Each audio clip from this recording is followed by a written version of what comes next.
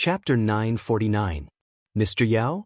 It was just 3 words, but it made Yao Guchuan shudder all over and fear filled his eyes, as though he was shrouded by the shadow of death.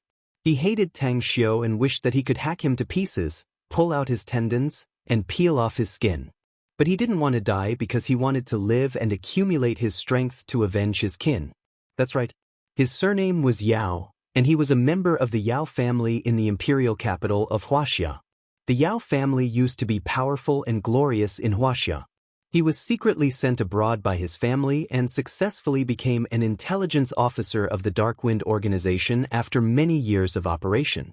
Coupled with his efforts, he was now appointed as the chief supervisor of the Saipan branch. His real identity was known only to the Yao family's patriarch and several core members of the family.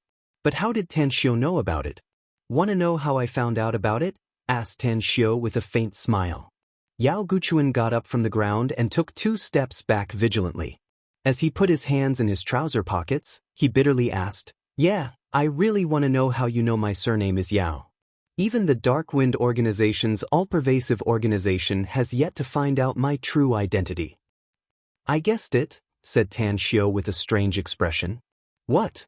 Yao Guchuan was stunned for a moment before he suddenly looked angry and shouted, "Are you trying to pry information out of me? Damn it, you damned bastard, do you really want to kill us all?" "I did send my men to kill the core members of the Yao family, as well as those powerful ones." Tan Xiu burst into laughter. "But I have nothing to do with your Yao family's ordinary martial artists and clansmen who ended up in such a miserable state. Who told your Yao family to offend too many people by relying on its tyrannical strength all these years. So many families, forces, and people jumped out to beat you when you're down.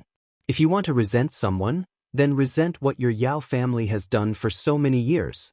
If it wasn't for you and your Tang family, would my Yao family have fallen to such a miserable state?" Yao Guchuan angrily shouted, "Yes, I hate you. I want nothing more than to pull out your tendons, peel off your skin, drink your blood, and eat your flesh. So what? I'm the person in charge of the Saipan branch of the Dark Wind organization.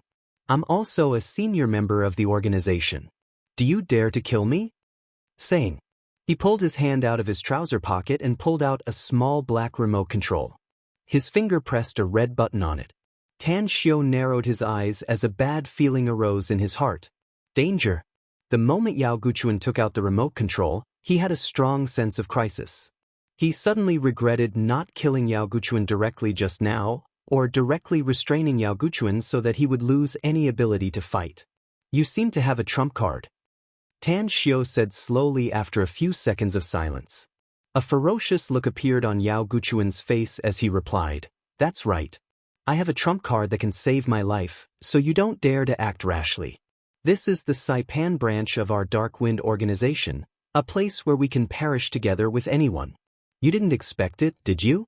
There are explosives everywhere in this branch, and all of them are very powerful TNT. Once I press this button, this place will be blown to the sky and everyone here will be blown to pieces." In a flash, Tan Xiu released his spiritual sense and quickly covered the range of hundreds of meters. What made him dread was that there were bomb-like things in several extremely hidden places in the surroundings.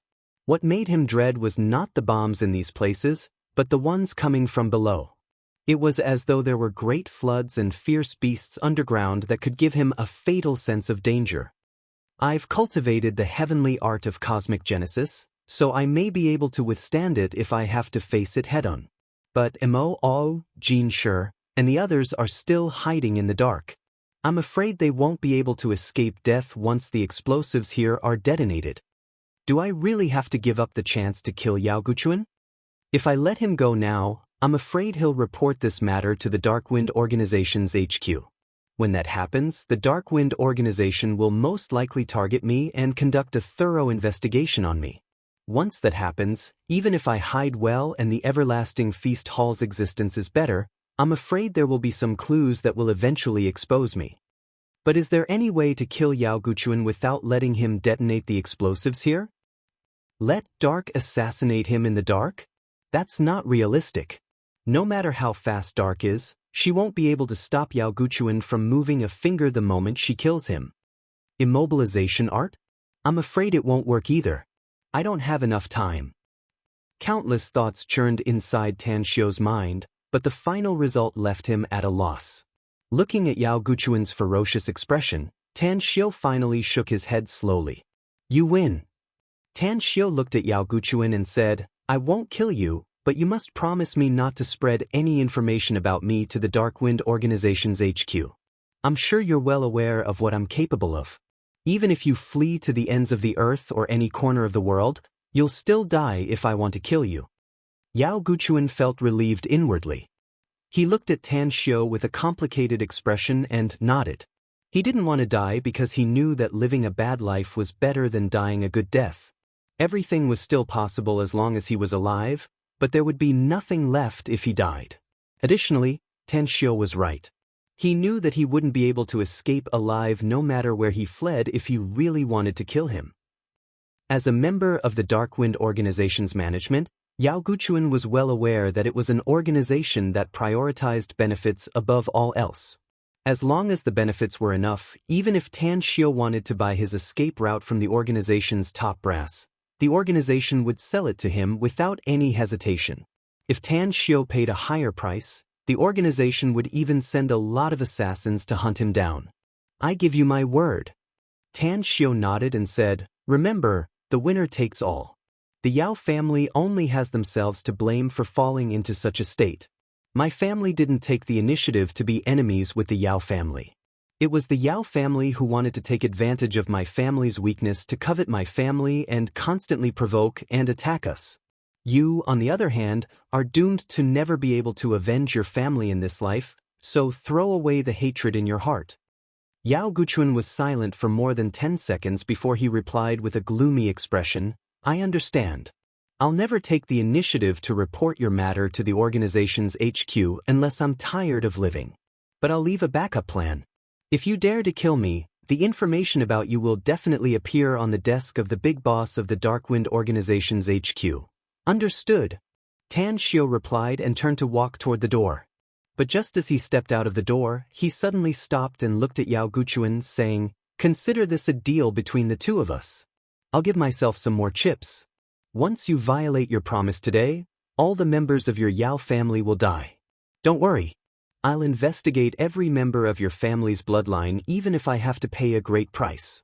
Live your life honestly if you don't want your family to be exterminated. Having said that, Tan Xiu then strode away. Yao Guchuan grabbed the remote control and gently placed his finger on the remote control's button. With intense killing intent in his heart, he followed Tan Xiu out of the room. Along the way, he stopped a large number of Darkwind members who saw Tan Xiu and Mo and quickly rushed over. Only after Tan Xiu and Mo left the branch area did he secretly breathe a sigh of relief. Tan Xiu and his men sneaked in today. This matter can't be concealed from the organization's top brass. I must come up with a foolproof plan to suppress this matter. That damn Tan Xiu is too weird. I'm afraid I won't be able to avenge my clansmen for the rest of my life. However, I must sort out the information about him and hand it over to someone I can trust. It'll bring him endless troubles if he dares to kill me.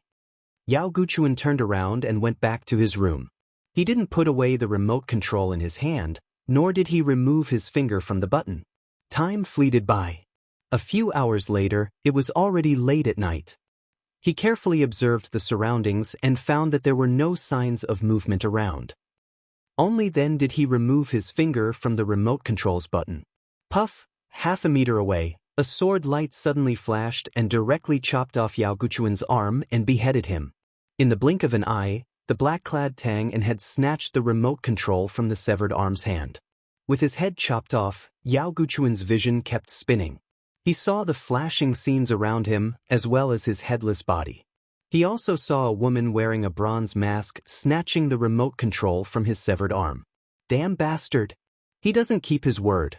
Only a dead man can absolutely keep a secret. As the last two thoughts flashed through his mind, Yao Guchuan's consciousness turned into nothingness. Tang Yin indifferently glanced at Yao Guchuan's corpse. Her figure then flashed and instantly disappeared. In just 10 seconds, she appeared a few kilometers away. Boss. Tang Yin appeared in front of Tan Xiu out of thin air and handed the remote control to Tan Xiu. Tan Xiu nodded with satisfaction and said, "You did a good job. Now, I'll give you a mission. You must get all the information here tonight, especially the list of the Darkwind members in Saipan. After that, start killing them. No matter how many there are, get rid of them." Understood. Tang Yin complied and disappeared again. Jin Shi and the others also responded and lurked toward the Darkwind organization's branch. "Do you want me to stay here, boss?" asked Mo Au with an indifferent expression. Tan Xiu handed the remote control to Mo Au and nodded. "There's no need for this place to exist anymore after the mission is completed." "Understood." Mo Au replied and quickly followed Jin Shi and the rest. "I'll send you 2 chapters first. How many chapters we can get today will depend on the strength of our brothers and sisters. Begging for monthly votes and attention." Chapter 950. At the Lao Bay Resort. After returning to the villa arranged by Tom Reggie, Tan Xiu immediately began to cultivate. Although he hadn't stopped cultivating recently, he didn't make much progress apart from the battle on the deserted island at sea. Tonight, he once again realized that his strength was still too weak. If his strength was twice as strong as it was now, he wouldn't have been so helpless when Yao Guchuan took the remote control to detonate the explosives. Demon stones. He didn't have many of them, and he had yet to fulfill the deal Singluan had promised him. However, even if he had a steady supply of demon stones, Tan Xiu still took out 2 of them and began to absorb and refine them to quickly enhance his strength. Early morning. Just as Tan Xiu was immersed in his cultivation, he suddenly felt the earth tremble as though an earthquake had occurred. At this moment, he suddenly opened his eyes. Ring, ring, ring. The cell phone rang. Tan Xiu quickly grabbed the phone and saw the caller ID. A smile immediately appeared on the corner of his mouth as he picked up the call and asked, "Are you done?" "I'm done." Mo Au's voice came out of the phone. "Good. I'll be waiting for you to come back," said Tan Xiu. Having said that, he directly hung up the phone. 10 minutes later, Tom Reggie hurried over and saw Tan Xiu standing on the open balcony on the 2nd floor of the villa overlooking the sea. He immediately shouted, "Something happened, boss?" Tan Xiu's brows furrowed. His figure floated down and stood in front of Tom Reggie, asking, "What happened?" "I just received the news that a big explosion occurred in a forested mountain in the coastal area of Saipan. The explosion was so powerful that it nearly blew up the entire forested mountain," said Tom Reggie. "Also, he sent some people to inquire about it. I heard that the forested mountain turned out to be a branch of the Darkwind organization in Saipan." "Is that all?" asked Tan Xiu. "That's all?" Tom Reggie hurriedly replied. "How is that a trivial matter? The Darkwind organization is the world's largest intelligence organization. Their branch in Saipan was blown up, and I'm afraid their members must have suffered heavy casualties. Such a big thing will definitely shock the whole world." "Calm down. Isn't it just a small branch of the Darkwind organization in Saipan?" said Tan Xiu. "Was there a need to make such a fuss? Actually, it was Ah Wu and the others who blew it up." "What?" Tom Reggie was dumbfounded. His mouth was agape and his face was filled with disbelief. "The Darkwind has been eyeing you and Song Guangwei, but you two haven't noticed it yet," said Tan Xiu lightly. "Yesterday, I ordered Jin Shi and the others to get rid of all the Darkwind intel operatives around you. Then, I took them to the Darkwind branch at night. I didn't expect that the person in charge of intel in Saipan turned out to be my former enemy. So, just kill them and be done with it." Tom Reggie swallowed his saliva. He didn't know what words to use to express his feelings. According to the information he had received, at least 100 people had died in that big explosion, and it turned out that Tan Xiu had sent people to do this. Killing God. Looking at Tan Xiu, Tom Reggie's eyes were full of awe. "Don't look at me with that kind of eyes." Tan Xiu lightly smiled. "All my enemies should die, and all my friends should be safe and sound. The Darkwind organization is indeed the world's largest intel agency now, but my intel organization will definitely be able to replace it one day in the future."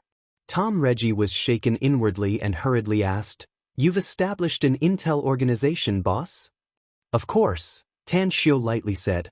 If you want your secrets to not be clearly investigated by others, then you must become the boss of the Intel network. You chose to follow me, and it's actually a blessing in disguise. The same goes for Ah Wu and the others. I'll give you opportunities and power, but the enemies you'll face with me will also be very powerful. You'll become the most powerful people in the world if you can live to the end. But if you die early, then you'll only be recorded on the monument of our organization. Opportunities and challenges coexisted. Tom Reggie was well aware of this truth. He had encountered both opportunities and challenges all these years. He had heard a lot of terrifying people, but none of them could be compared to Tan Xiu. A man should be self-reliant. Following a hero was bound to be able to show disdain for the world in the future, but the road ahead must be paved with blood and corpses. A strong desire to fight emerged inside Tom Reggie's heart. He was willing to pledge allegiance to a fierce man like Tan Xiu. The ambition in his heart made him realize that he must follow Tan Xiu if he wanted to become stronger and have unlimited achievements. Boss, I, Tom Reggie, will entrust my life to you. Those who are willing to entrust their lives to me are my brothers. Tan Xiu lightly smiled. Although there will be countless crises on the road ahead, I'll do my best to ensure my brothers' lives.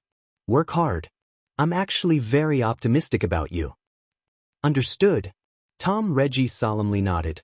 Tan Xiu took out a cigarette.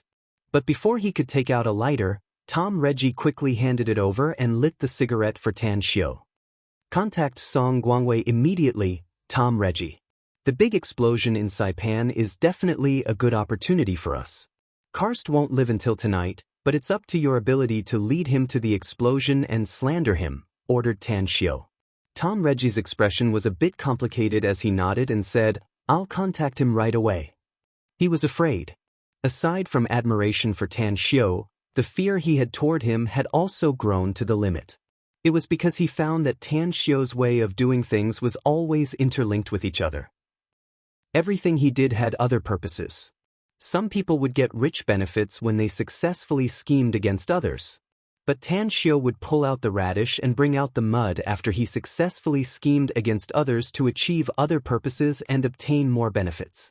Standing in the villa's courtyard, Tan Xiu watched Tom Reggie leave with a bit of satisfaction in his heart. He found that Tom Reggie was truly loyal to him this time.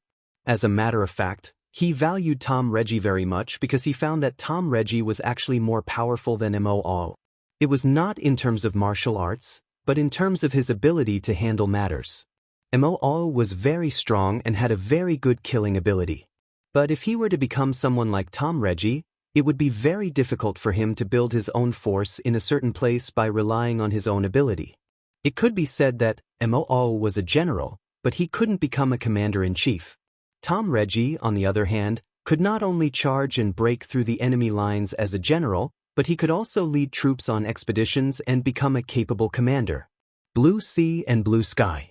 A large luxury yacht was quietly anchored on the rippling blue sea, and a silvery bell-like laughter was constantly coming out from the yacht. Champagne, wine, gourmet food, and beautiful women. Karst, who was bare-chested, had a look of enjoyment on his face. He could be said to be a master of flirting. More than a dozen beautiful women in bikinis around him were amused by him and laughed again and again. Two stalwart men with grim expressions quietly stayed outside the yacht's cabin. Even though there were several beautiful women in revealing clothes around them, they remained unmoved and turned a blind eye to them. Ring, ring, ring. As his cell phone rang, one of the stalwart men took it out and looked at the caller ID. After picking it up, he asked in a deep voice, "What's up?" Half a minute later, the stalwart man rushed into the yacht's cabin and quickly said, "There's an important matter, sir." The smile on Karst's face froze. He was silent for a few seconds and then waved to the bikini girls to go out. After a while, only he and the stalwart man were left in the yacht's cabin. As the cabin door was closed, he said with a gloomy face, "I've been out for a vacation for 2 days in the last 6 months, but my good mood has been disturbed. You know what will happen if the content of your report doesn't make me pay attention to it."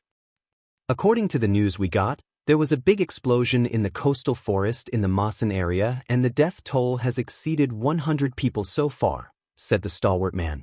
The more accurate news is that the site of the explosion was the Darkwind Organization's branch in Saipan. What? Karst suddenly jumped up from the sofa with a horrified look on his face. The news should be correct. The reason for the explosion is that there were a lot of explosives stored at the site, said the stalwart man. If those explosives were placed in the city, I'm afraid the number of casualties will reach tens of thousands. Ring, ring, ring. As his voice faded away, his cell phone rang again. The stalwart man picked up the phone again and listened for a while. Then he hung up and said, I'm afraid you're in trouble. What kind of trouble? Asked Karst hurriedly. There's news that you couldn't tolerate the Darkwind Organization setting up a branch in Saipan, so you sent people to blow it up, said the stalwart man. Also, someone used your vacation to avoid suspicion and made a fuss about it. In other words, the news of your vacation has been spread out. Framing and framing. This is framing and creating something out of nothing. Karst angrily shouted. It's indeed a framing, but the trouble is that the bodies of your other bodyguards were found at the site of the explosion, said the stalwart man. Also, someone forged the traces of a battle there, so Karst instantly realized the seriousness of the matter. The first thing he thought of was that the person who framed him was his political enemy, Song Guangwei. Contact Balin and Tom Reggie and tell them to wait for me at the Lao Bay Resort. I won't sit still and wait for death since someone has plotted against me. If you want to fight, then let's tear off all pretense of cordiality, shouted Karst with a murderous aura. Heavens! Is that a human? Am I dreaming? How is this possible? Exclamations of the bikini-clad girls came from outside the cabin. Karst and the stalwart man exchanged glances. Then, they seemed to realize something and immediately rushed out of the cabin. When they came to the deck, the first thing they saw was a handsome white-clothed youth stepping on the surface of the sea tens of meters away, walking toward them step by step. Chapter 951. Karst couldn't believe his eyes. He was an atheist who didn't believe in the existence of gods in this world. But at this moment, those scenes that could only appear in TV dramas and movies, which were like godlike existences, actually appeared in front of his eyes. Was he dreaming? Or was he hallucinating? Karst turned his head with difficulty.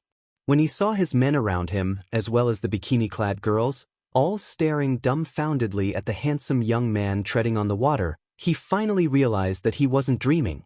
You're Karst? The supreme officer of Saipan? A smile hung on Tang Guang's face, but a murderous glint flashed in his eyes. Although he got the information that Karst took several of his men and a group of socialites to the sea for vacation, it still took him a lot of effort to find Karst. Who are you? Karst vigilantly looked at Tang Guang and asked. You don't need to know who I am. Tang Guang shook his head and smilingly said, just answer my question. Are you Karst or not? The supreme officer of Saipan? Of course, you also have the right to refuse, but the price of refusing is that your corpse will be fed to the fishes in the sea. Karst reached for his waist, only to find that he had forgotten the pistol he usually kept on his waist in the yacht's cabin. However, the corner of his eyes glanced at the waists of his two men on his left and right. His expression immediately shifted and he quickly pulled out the pistol from the left man's waist and quickly unlocked the safety. Then he revealed a cold expression and said in a deep voice, That's right. I'm Karst. You have a special origin and I thought that only a god could do it. But after thinking about it, I suddenly recalled something. That's why I said you're not a so-called god, and there are no gods in this world. Who said I'm not a god? Tang Guang chuckled. I'm a god in the eyes of countless people. Wrong. You're just a powerful elementalist. Karst sneered. Your innate ability should be water manipulation, right? An elementalist. Tang Guang disdainfully said. How dare you compare me with those elementalists? Now, take a good look at what I'm using. Having said that, Tang Guang slowly raised his arms and two flames floated out of his palms, causing the bikini-clad girls on the yacht to exclaim. Karst's pupils shrunk and he exclaimed in shock, You have both water and fire abilities? Who exactly are you? Tang Guang rolled his eyes and coldly snorted. Stubborn and brainless. In an instant. The two balls of flame floating in his hands shot toward the yacht. As the two balls of flame hit the yacht, a violent explosion occurred. Whether it was Karst, his two subordinates, or the bikini-clad girls, they were all killed in an instant. A cold voice spread in the air. Tangen, who was still wearing the same black robe and bronze mask, coldly glanced at the exploding yacht and the corpses floating on the sea. Then she indifferently said, "You've made a mistake by talking to your target. You're not a qualified assassin." Tang Guang turned his head and grinned. "Who said I'm an assassin? When I fight with the enemy, I always attack them in an open and above-board manner. You, on the other hand, are the assassins hiding in the dark. Sneak attacks are always better than frontal combat." Tang sneered. "I advise you to learn time and space spells too." Tang Guang waved his hand and said, "What I need is my cultivation level and my own combat power. You, on the other hand, need to study time and space spells. Anyways, you've said it countless times. I'll be annoyed even if you don't bother me. It seems I'll have to talk to boss when I get back. I'll see if he can keep you around so that you don't bother me every day." Tang angrily glared at Tang Guang. Sword energy suddenly appeared out of thin air and accurately pierced all the corpses. Then she twisted her body and disappeared into thin air. But Tang Guang rolled his eyes again and then turned around and dashed toward Saipan. Saipan.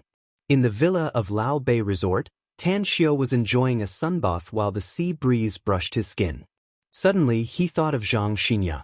He felt that if Zhang Xinya came back with him at this moment, she would definitely be by his side, massaging his arms and legs and serving him obediently.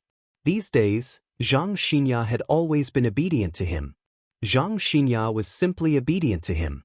Even when he was in Saipan and often had things to do, as long as the two of them were together, Zhang Xinya would accompany him. But this time, Zhang Xinya didn't come with him. She said that she liked Nine Dragons Island and was going to stay there for a while to relax and treat it as a holiday for herself. A hazy figure flashed from a distance and appeared in front of Tan Xiao in the blink of an eye. Donned in a black robe and a bronze mask, Tang respectfully reported, "Karst is dead, Grand Master. I'm relieved that you're handling this matter." Tan Xiao smiled. "What about Tang Guang? Why did you come out to report?" "My brother, he went to look for a woman," said Tang helplessly. Tan Xiao stared blankly and was surprised. "Tang Guang went to look for a woman? Could it be that he's in love?" "He's not looking for a decent woman," said Tang with a disgruntled expression. "He went to the resort village to look for women. According to him, it's to vent his killing intent." Tan Xiao was at a loss whether he had to cry or laugh. Shaking his head, he said, "I thought Tang Guang didn't like women, but I didn't expect him to. Anyways, forget it. Let him be since he wants to look for women. It's normal for men to have some physiological needs." Tang stared blankly and helplessly said, "You're not the kind of person who acts recklessly, boss. How can you condone your subordinate's behavior? If it were up to me, you should have arrested my brother and taught him a lesson. Then, you should have given him a death order that he's not allowed to fool around with those shady women in the future." "It's not my place to meddle in this matter, no?" Tan Xiao forced a wry smile. "Tang Guang is an adult and has his own preferences. I may be his grandmaster, but it's not my place to meddle in this matter. Tang, he may be your brother, but I advise you not to meddle in this matter. He won't mess around like this again after he's had enough fun or he meets a woman he likes in the future. But you're not young anymore. You should find yourself a good boyfriend if you have the time. Anyways, we have a lot of men in the everlasting feast hall. Do you have any you like?" Tang didn't expect that her grandmaster would bring the topic to her. It must be noted that ever since she met Tan Xiao, she found that no other man could compare with her grandmaster. Although he was a bit fickle and had a lot of women, at least he was outstanding and not the kind of man who would fool around with men and women without any feelings. Just this sense of responsibility alone was countless times stronger than her fickle older brother. "I'll talk to you later, Grandmaster." Tang stamped her feet and looked a bit bashful like a young woman. Then she disappeared into thin air in front of him. "Ha!" Tan Xiao burst into laughter. When his laughter stopped, he took out his cell phone and dialed a number. After his call was picked up, he said, "Karst is dead, so I'll leave the rest to you. I'll leave Saipan with my men tomorrow and head to Bangkok in Tea Country to deal with something." "That's great. Don't worry. Tom, Reggie and I will be there, so there won't be any problems." Song Guangwei's pleasantly surprised voice came out of the phone. Tan Xiu replied and directly hung up. Early in the morning, as the first ray of sunlight sprinkled down, Tan Xiu, who was sitting cross-legged on a reef by the sea, opened his eyes. After absorbing the magic power from the demon stone all night, the planet inside his body had faintly grown a lot. As for the granular planet, it was still lifeless and didn't have the slightest change. Grand Master Tang Guang, who was standing a dozen meters away from Tan Xiu, was in high spirits. Upon seeing Tan Xiu wake up from his cultivation, he immediately floated over and respectfully greeted him. "Did you relax well yesterday?" asked Tan Xiu with a smile. "Your younger sister came to me to complain about you, though." Tang Guang stared blankly for a moment before he let out a dry smile and said, "I'll pay attention to it later, Grand Master." "I don't care if you pay attention to it or not, but women are not to be underestimated." Tan Xiu waved his hand and said, "Pay attention to your own safety if you don't know anything about them." "All right, I don't want to lecture you about this. Just inform Ao and the others to pack up and we'll leave." "Singluan wants to see you, Grand Master," said Tang Guang. "He has been waiting for you for several hours. I was going to wake you up, but he didn't let me." "Is it urgent?" asked Tan Xiu with a frown. "I don't know the specifics, but he seems to be in a hurry," answered Tang Guang. Tan Xiu nodded and turned to look at Singluan, who was pacing tens of meters away. His eyes were constantly looking at him. His figure flashed and appeared in front of him, asking, "What is it?" "I received an order from my father to return to the clan last night, Mr. Tang," said Singluan hurriedly. "He ordered me to return to the clan no matter where I am. I'm afraid something has happened." "In order to return to the clan?" asked Tan Xiu with a frown. "That's right," explained Singluan. "It's a death order that only the Patriarch can issue. Any member of the Dark Shaman clan must return to the clan as soon as they receive the order, no matter where they are. In the past, the Patriarch would only issue such an order when our clan is in a life and death crisis. I didn't expect that he would issue it now." "Is your Dark Shaman clan in trouble?" asked Tan Xiu. "I contacted my subordinates in Bangkok a few hours ago," said Singluan with a shake of his head.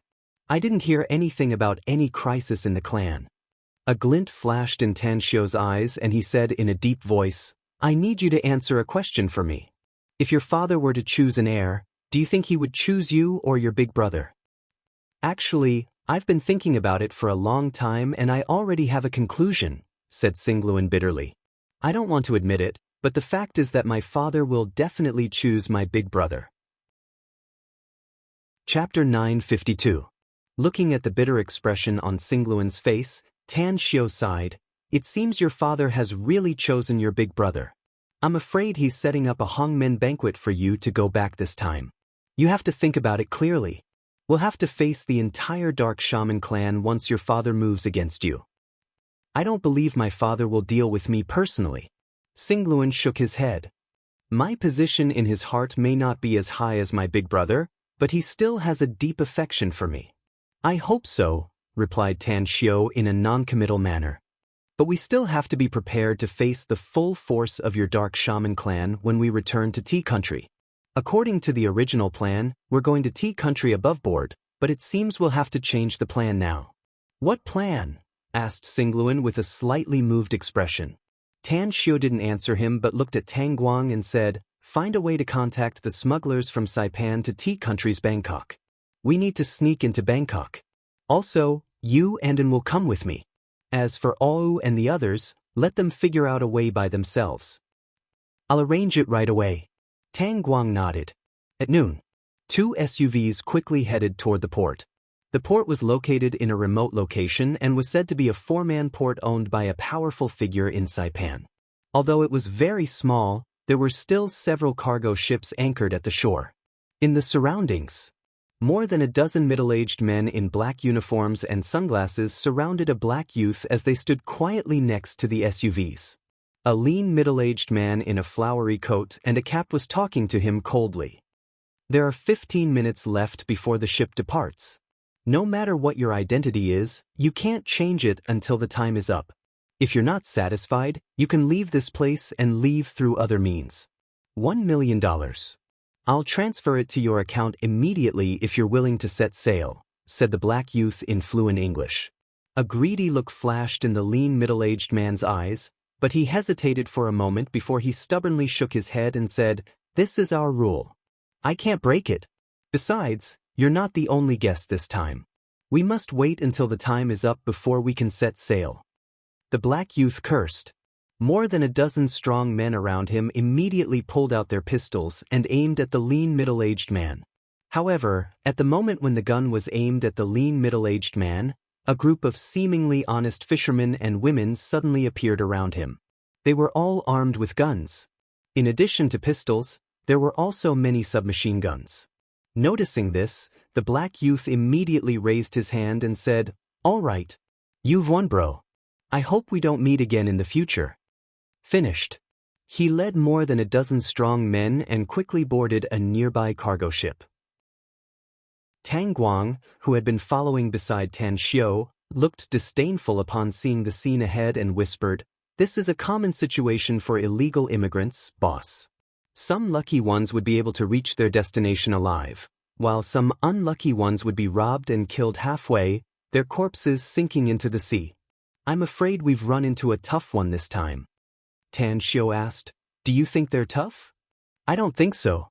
Tang Guang shook his head and said, "But for ordinary people, those people who just boarded the ship are indeed tough. Besides, those guys should have killed a lot of people. Don't complicate things." Tan Xiu nodded and said, "We need to arrive in Bangkok secretly. We'll ignore them if they don't provoke us. Unless they don't want to live." "I understand." Tang Guang nodded. Shortly after, Tan Xiu's group of 9 saw the lean middle-aged man. Tang Guang quickly gestured to him and then paced a few steps forward and said, "I've transferred the money to your account this morning. Our group's code name is Ghost Shadow." The lean middle-aged man sized them up and waved his hand. "I won't say anything since you know the rules. Remember, you must obey our arrangement on the way, or you'll be making things difficult for us. Let's board the ship.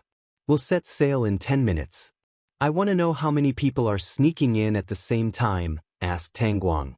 The lean young man looked at Tang Guang in surprise and grinned. "It seems you've dealt with a lot of people in our line of work, haven't you? Anyways, there's no harm in telling you. There are more than 40 people going to Bangkok with you this time, about 50 people including you. Be careful on the way, buddy. Those people who just boarded the ship are not easy to deal with. We won't intervene if you have any conflict on the way." "I understand." Tang Guang nodded. Shortly after, everyone boarded the cargo ship. The cargo ship was very dirty, with garbage and dirt everywhere, and a large number of goods scattered everywhere. This cargo ship was very dirty. Trash and filth could be seen everywhere, and a large number of items were thrown everywhere. As soon as they entered the cabin, a faint stench wafted over. The environment inside was very bad. Many people were scattered among the goods. They were in groups of 3 or 5, and there were only 7 or 8 people alone. Moreover, there were men and women, old and young, and the most eye-catching one was a woman with braided hair dressed in ordinary clothes. She had 2 children around 7 or 8 years old with her. They should be mixed-race children. Tang Guang flipped his hand and pulled out a dagger. Then he strode to the inner corner and looked at the 3 men sitting inside. He then coldly snorted and said, "Scram. This place is ours." The 3 men glanced at Tan Xiu, Singluan, and the others. They quickly exchanged glances and then got up to hide in other places. Tan Xiu smiled. When he passed by the woman, he threw a few candies to the 2 children and then went to the inner corner to sit down. Shortly after, several more groups of stowaways arrived, but their numbers were small. The largest group was 4 people, while the rest came in pairs or alone. 10 minutes later, the lean middle-aged man came in from the outside with 2 young men carrying submachine guns.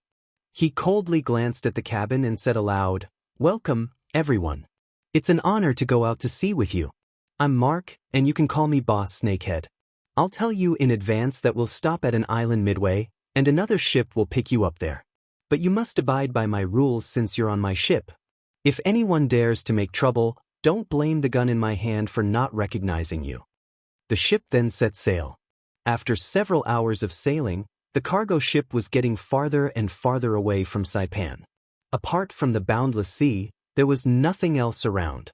The sun was very bright since it was afternoon and shone through the window into the cabin, making people feel very comfortable. "I'm hungry, Mom." A faint voice came from nearby. Tan Xiu looked toward the source of the voice and immediately saw the little boy on the woman's left clutching his belly. The woman gritted her teeth and tears welled up in her eyes. She reached out to hug the little boy and whispered, "Little Boo, we came out in a hurry this time, so Mom didn't bring any food. Just bear with it. Mom will immediately take you to buy something to eat when we arrive in Bangkok."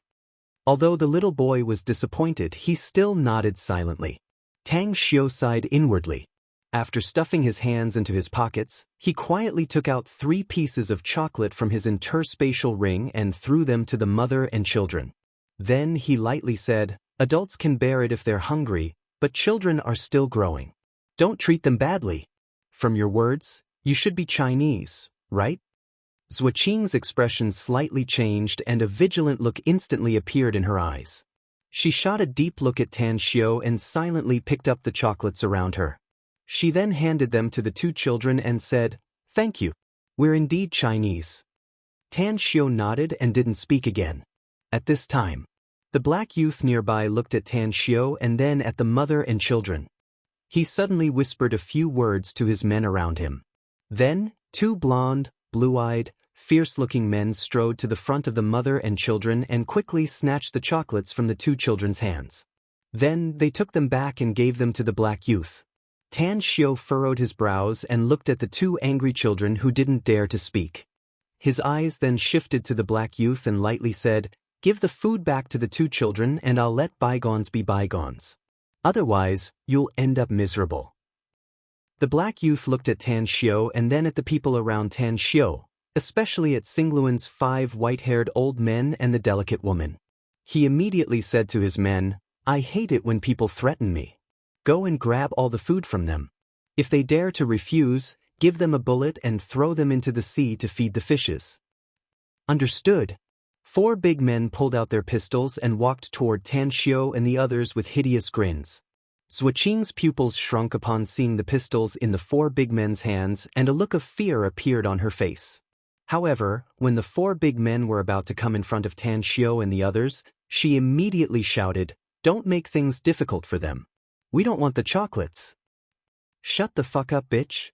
One of the big men turned around and fiercely cursed at Zuoqing. Slap. A loud slap reverberated in the cabin. Tang Guang slapped the big man and kicked his chest lightning fast, sending him flying backward 7 or 8 meters away and heavily crashing into the pile of cargo. Then he coldly snorted and said, "Guns are useless in front of powerful people. You're asking for a beating for disobeying my Grand Master's order. Bastard." The other 3 big men's faces changed and they angrily pointed their guns at Tang Guang. Just as they unlocked the safety and were about to pull the trigger to shoot, Tang Guang suddenly opened fire. Just as they were about to pull the trigger and shoot, the dagger in Tang Guang's hand instantly swept across the 3 men's necks and blood splashed out. He then kicked the 3 men sideways and heavily smashed them several meters away. Seeing that Zuoqing quickly covered the eyes of the 2 children, Tan Xiu indifferently said, "Tang Guang, don't use such bloody means in front of the children in the future. Throw their corpses out. If anyone tries to stop you, just kill them." Chapter 953.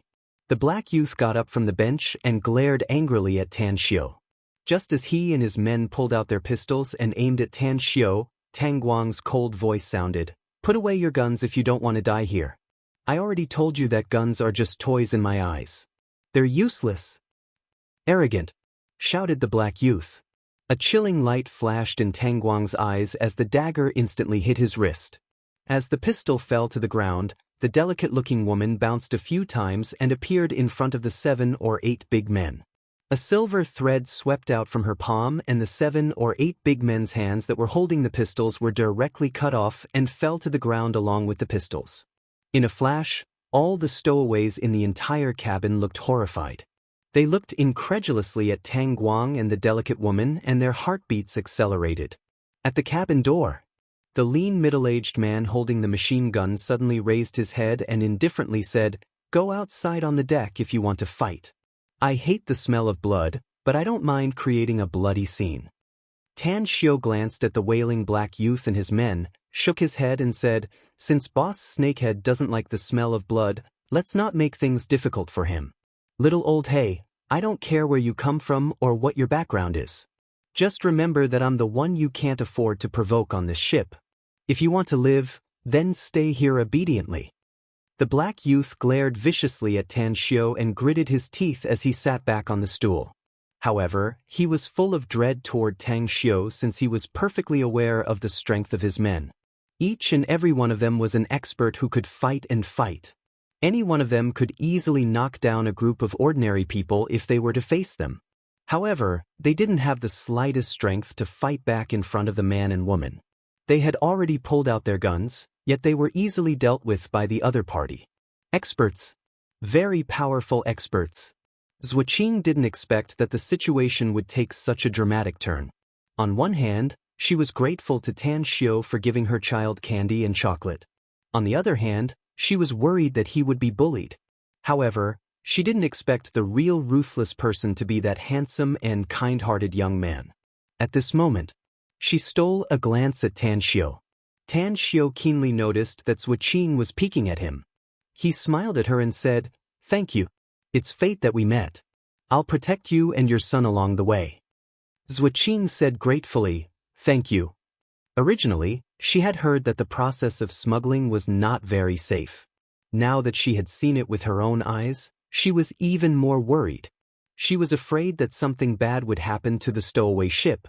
But when she heard Tan Xiu's words, her uneasy heart relaxed a lot. However, she vaguely felt that Tan Xiu looked somewhat familiar, as if she had seen him somewhere before. However, no matter how hard he thought about it, he couldn't remember where he had seen it before. After a long while, Zhuqing suddenly summoned her courage and looked at Tan Xiu, asking, "Do you know Zhudequan?" "Zhudequan? No, I don't." Tan Xiu shook his head. Disappointment flashed in Zhuqing's eyes. Her father used to be very famous in China and had a very deep network of contacts. If he hadn't provoked a powerful family, her father wouldn't have fled China and lived a concealed life abroad. This time, her husband's family was defeated and he died in a bizarre car accident, so she had no one to rely on in the country and could only take her 2 children abroad to seek shelter with her father. However, in order to avoid being followed by her enemies and to find her father who was hiding abroad, she could only take her twin sons and smuggle them to Saipan through a few brothers who were close to her father in his early years. From there, they took a cargo ship to country T from Saipan. Tang Guang, who returned to Tan Xiu's side, looked surprised and whispered, "I know a man named Zhudequan, boss. I've met him before, but I don't know if he's the same person I know." "Who's this Zhudequan guy?"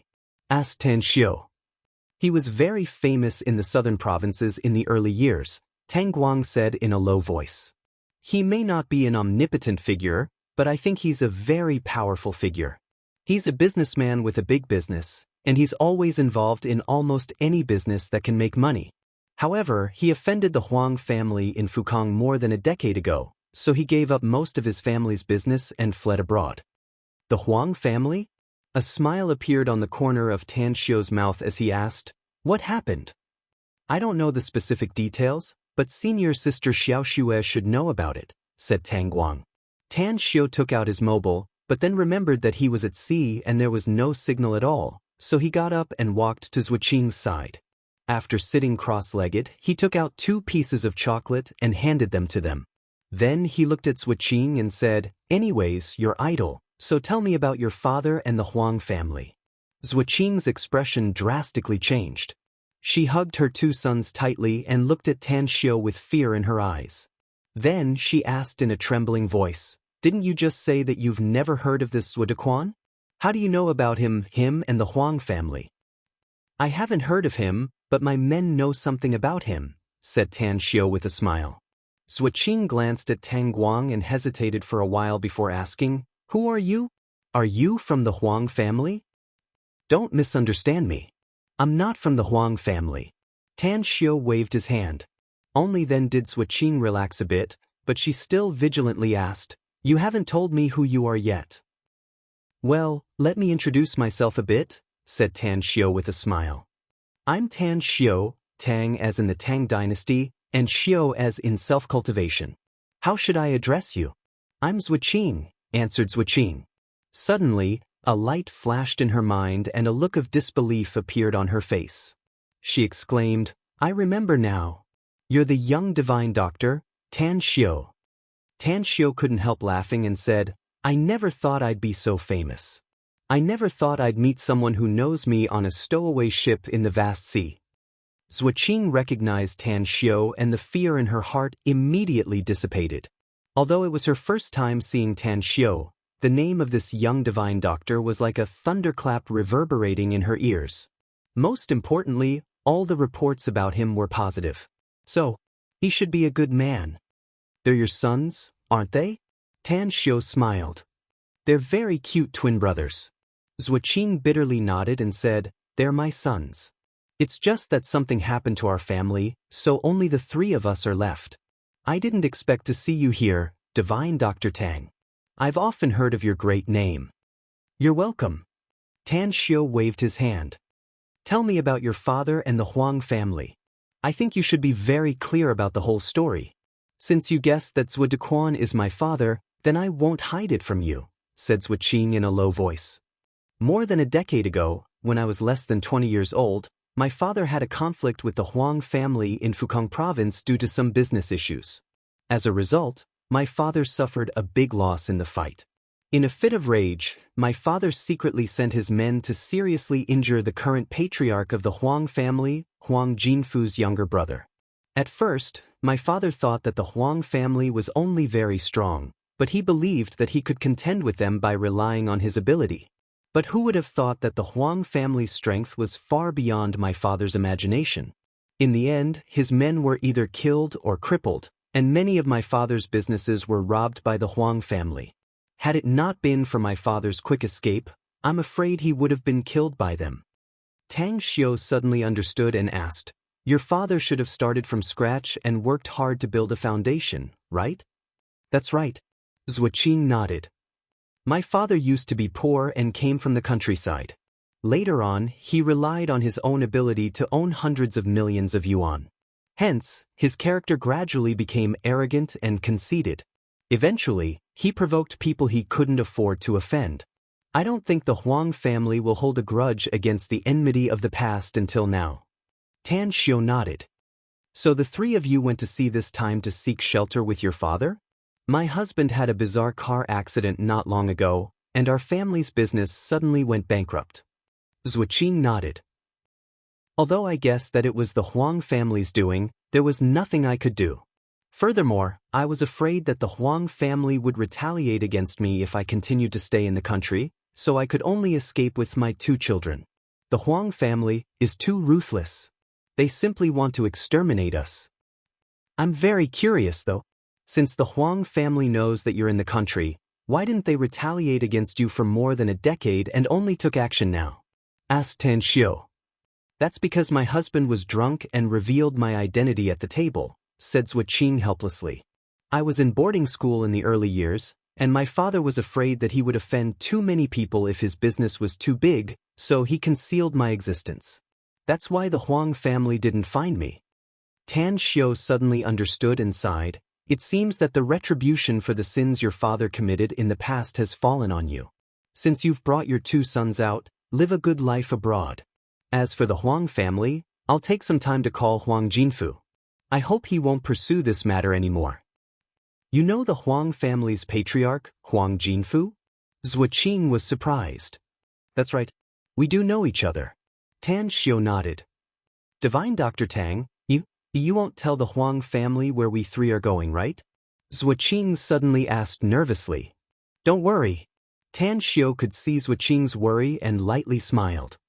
I rarely poke my nose into other people's business. But since fate brought us here today and I have some friendship with the Huang family's patriarch, I'll help you while I'm at it. But remember, no matter how your husband died or how your family went bankrupt, don't ever think about revenge in the future. The Huang family is not an existence that ordinary people can provoke. Don't let your children's hearts be filled with hatred. Chapter 954. We're already satisfied to be able to live safely. How can we still think about revenge? Said Zhuqing bitterly. Now, I just hope that the Huang family can completely disperse the resentment in their hearts and stop looking for trouble with us. Tan Xiu looked at the cabin door and asked aloud, Boss Snakehead, how long will it take for the cell phone to get a signal? The lean middle-aged man glanced at Tan Xiu and said, We'll arrive at the island where we'll switch ships midway in 4 hours. We can get a cell phone signal there. But not just anyone can make a call. Either you let me make a call, or you let me slaughter all of you, said Tan Xiu lightly. The choice is yours. The lean middle-aged man squinted his eyes and deeply observed Tan Xiu for a long time. Then he silently nodded and said, Your men are very strong and we don't want to easily provoke them. But remember, we'll never meet again after you leave this cargo ship. I understand. Tan Xiu nodded. Time fleeted by. In the blink of an eye, it was noon the next day. After a day of sailing, the cargo ship smoothly arrived in Manila. As the signal was restored, Tan Xiu dialed the cell number of the Huang family's Huang Jinfu in front of Zhuqing. Mr. Tang. Huang Jinfu's slightly surprised voice came out of the phone. How have you been, Patriarch Huang? Asked Tan Xiu with a faint smile. Thanks to you, I'm fine, said Huang Jinfu with a smile. May I know what Mr. Tang wants me to do? There's something I want to ask for a favor from you, said Tan Xiu with a faint smile. Anything, Mr. Tang? Said Huang Jinfu hurriedly. As long as it's within my Huang family will definitely go all out.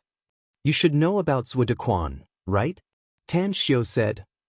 I have a friendship with Zhuo Dequan's daughter, Zhuqing. I learned about the grudge between you, so I wanted to be a peacemaker. Huang Jinfu, it's been a long time since that incident happened. Don't you think it's time for you to let it go? Huang Jinfu was silent for a moment and then said with a forced smile, Mr. Tang, my Huang family will never pursue this matter again. As for my brother, I'll suppress him. Tan Xiu asked, Your brother was injured back then. How is he now? Huang Jinfu bitterly said, I'm permanently disabled and have been lying in bed for more than a decade.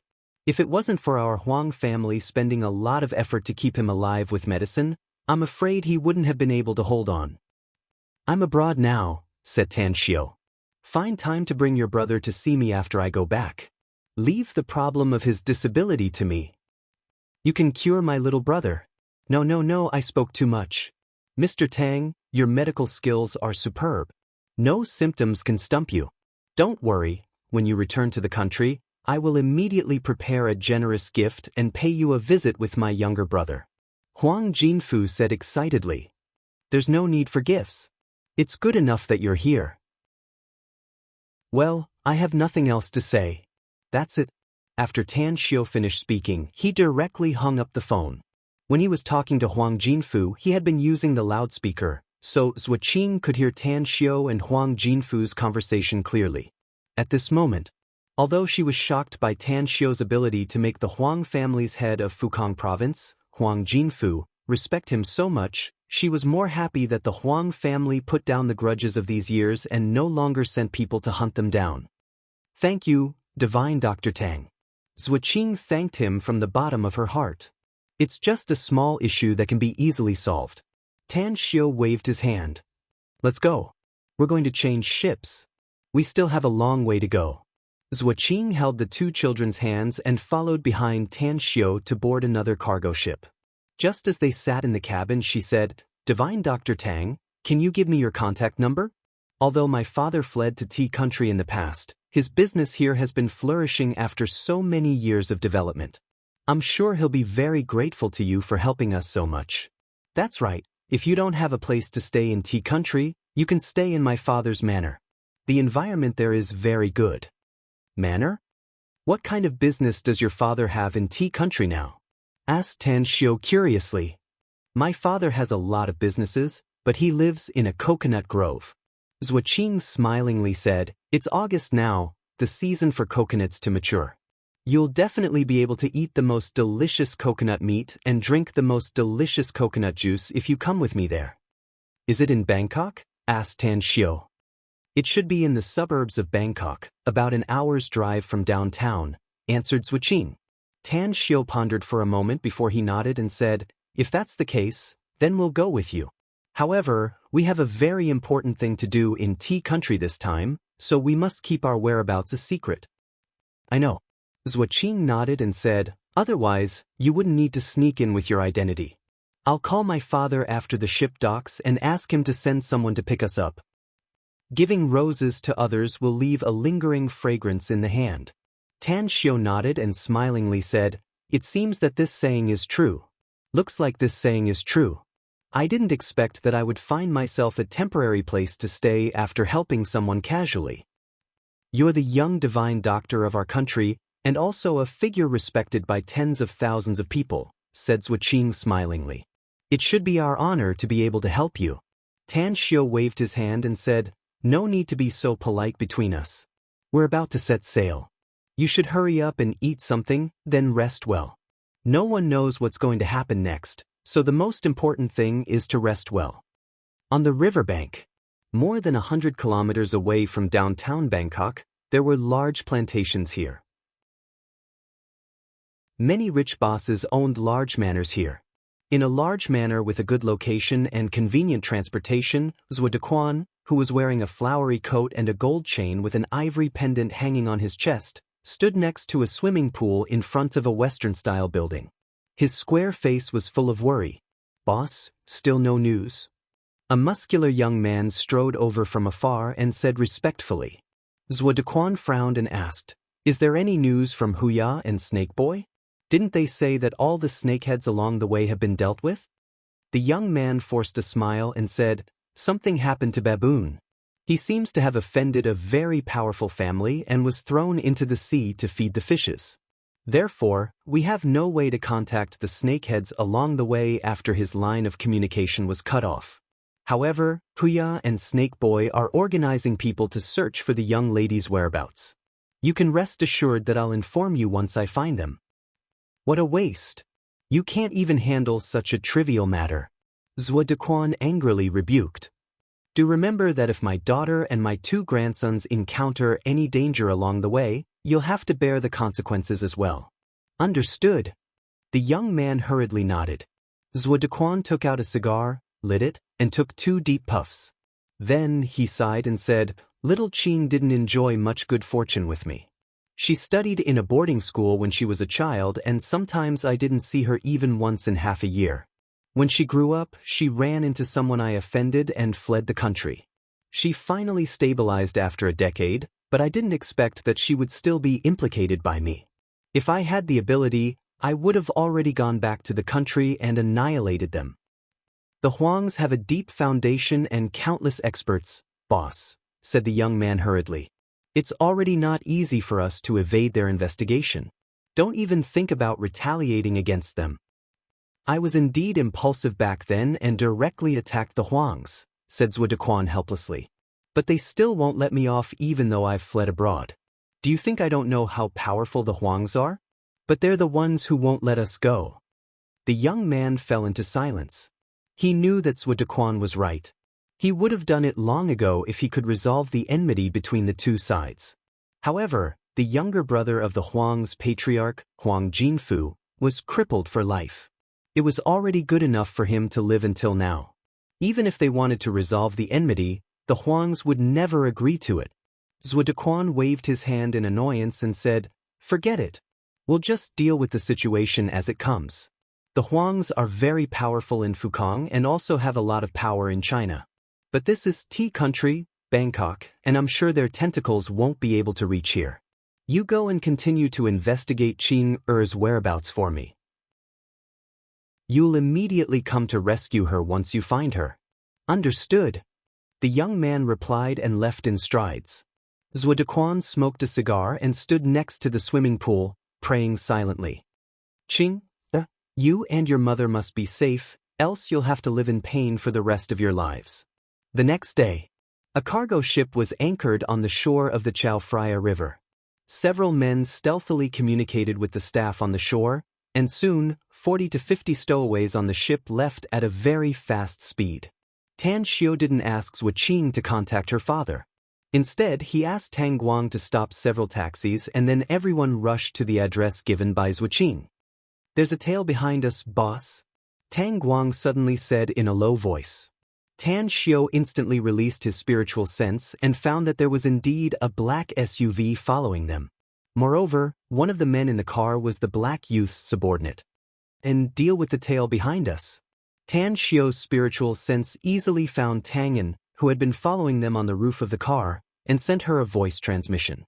Bim! With a loud roar, the black SUV behind them suddenly overturned and crashed into a shop on the side of the street. As for the men in the car, they were all severely injured. Nearly 2 hours later, 3 taxis were parked at the gate of a manor. For security guards in black uniforms and batons quickly came to greet them, and Tan Xiu and the others also got off the taxis. "Who are you?" asked a man from Tea country. Zhuo Qing was apparently proficient in the Tea language. She held her 2 sons' hands and greeted them, saying, "I'm Zhuo Qing, and Zhuo Dequan is my father. Please inform them that I'm coming with my 2 children." "Miss?"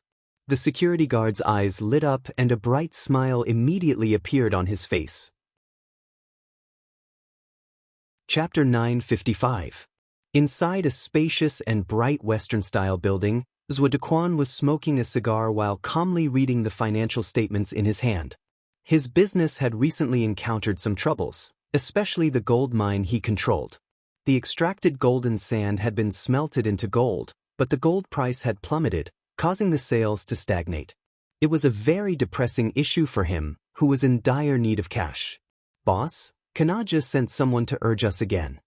A middle-aged man with an unprepossessing appearance, but his eyes gleamed with wisdom and wisdom. He came in from the outside with a briefcase under his arm and reported with a helpless expression. Zhuo Dequan slapped the table and angrily said, "Damn it, when the roof leaks, it rains overnight, and when the ship is late, the wind hits the head. There are only 6 days left before we return the money to Kanaja, but how can the gold price rise in 6 days? How can a big buyer appear in 6 days?" "Kanaja said that he agreed to pay the debt with gold," said the middle-aged man with a forced smile.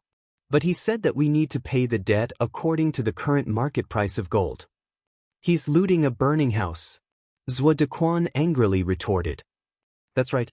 He's indeed looting a burning house," said the middle-aged man. "But there's no other way for us to pay the debt with gold. Almost all the liquid funds from other businesses have been drawn out. But we still need more than 80 million to repay Kanaja's debt." Zhuo Dequan's expression was cloudy and uncertain. He didn't dare to owe Kanaja money because he knew the man well. If he were to offend him, it would be worse than offending the Huang family. Although the Huang family had tried to kill him in the dark and even destroyed many of his businesses, they didn't dare to act blatantly. After all, the law in China was very restrictive. But Kanaja was different. He had great influence in Bangkok and was a ruthless and merciless person who swallowed both the black and the white. He was definitely a lunatic who would eat people without spitting out their bones for the sake of profit. Ring, ring, ring. On the table, a cell phone suddenly rang.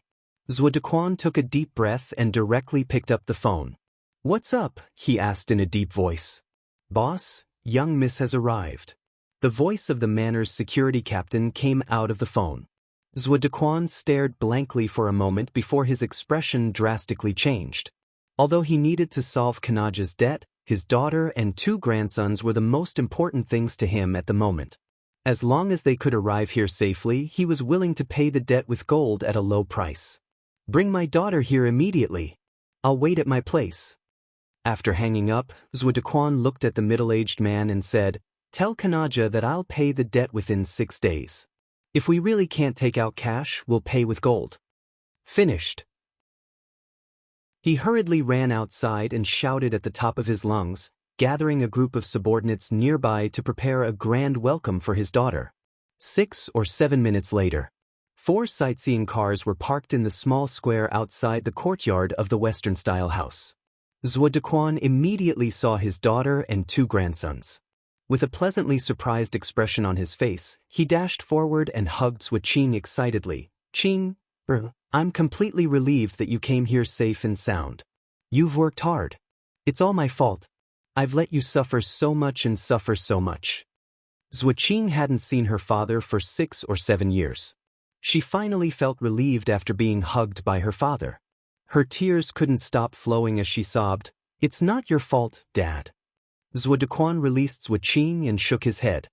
He then glanced at the 2 children beside his daughter and immediately squatted down, saying, "Are they Yang Yang and Daodu? This is the first time I've seen them since they were born. I'm not a competent grandpa." "Daoud, quickly greet Grandpa," said Zhuo Qing hurriedly. "Grandpa." The 2 children very sensibly called out. Zhuo Dequan nodded with satisfaction. He pulled their little hands and said, "Good children. You're all good children. Let's go. Grandpa will immediately send someone to cook delicious food for you. You've worked hard all the way here. Take a hot bath and have a good rest." "We encountered a lot of trouble on the way here, Dad," said Zhuo Qing. "It was Divine Dr. Tang and the others who saw the injustice and protected us. Let me introduce them to you. This is Divine Dr. Tang, and the others are his men and friends." Only now did Zhuo Dequan notice the group of people behind his daughter. He immediately furrowed his brows and glanced at them a few times. Then he walked to Tan Xiao and warmly said, "Hello, Divine Dr. Tang. I'm Zhuo Dequan. I'm very grateful to you for helping my daughter." "I just happened to meet her, so I did what I could," said Tan Xiao with a smile. "You don't need to be so polite with us, Boss Zhuo." Zhuo Dequan's eyes lit up and he smilingly said, "Anyhow, we're friends since you've helped my daughter. Let's go inside and have a chat." "Divine Dr. Tang not only helped me, but he also helped you, Dad," said Zhuo Qing. Zhuo Dequan stared blankly and asked with a puzzled expression, "He helped me? How did he help me?" "Divine Dr. Tang has a deep relationship with the Huang family's patriarch of Fukang province, Dad," said Zhuo Qing. "When we were at sea, Divine Dr. Tang heard about the enmity between you and the Huang family, so he personally called the Huang family's patriarch, Huang Jinfu. I heard that Huang Jinfu personally promised that the enmity between you and him would be written off." The smile on Zhuo Dequan's face instantly disappeared without a trace and was replaced with vigilance and killing intent. He shot a deep look at Tan Xiao and asked, "Divine Dr. Tang, may I know where you're working?" "You don't need to be vigilant against me, Boss Zhuo. I have no hostility toward you," said Tan Xiao with a smile. "Let me introduce myself. My name is Tan Xiao, and I'm known as the young divine doctor of Star City Chinese Medical Hospital in China. Of course, I also have another identity. I'm a businessman just like you." "May I know what business Mr. Tang runs?" asked Zhuo Dequan. "It's the magnificent Tang Corporation," answered Tan Xiao. Zhuo Dequan's heart skipped a beat and he cautiously said, "I've heard about the magnificent Tang Corporation. It's a dark horse that suddenly appeared in China's business circle. It's mainly engaged in cosmetics, health products, drinks, and the like.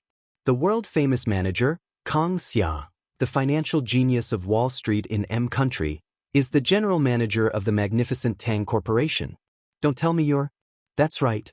I'm the magnificent Tang Corporation's boss, and Kang Xia also works for me," said Tan Xiao with a smile. A monstrous wave surged inside Zhuo Dequan's heart. He never imagined that the magnificent Tang Corporation's big boss would appear in his place one day. What was even more strange was that he had smuggled himself into Bangkok just like his daughter. Something was wrong. Zhuo Dequan's heart thumped. Tan Xiao's identity was extraordinary, and it was absolutely easy for him to come to Bangkok. There was no need for him to smuggle himself here. "Mr. Tang, there should be a very secretive reason for you to come to Bangkok all of a sudden, right? Else, it wouldn't be a problem for you to come to Bangkok openly given your identity. Maybe the leaders of Bangkok and even countless businessmen will treat you as a distinguished guest," said Zhuo Dequan in a low voice. "That's right."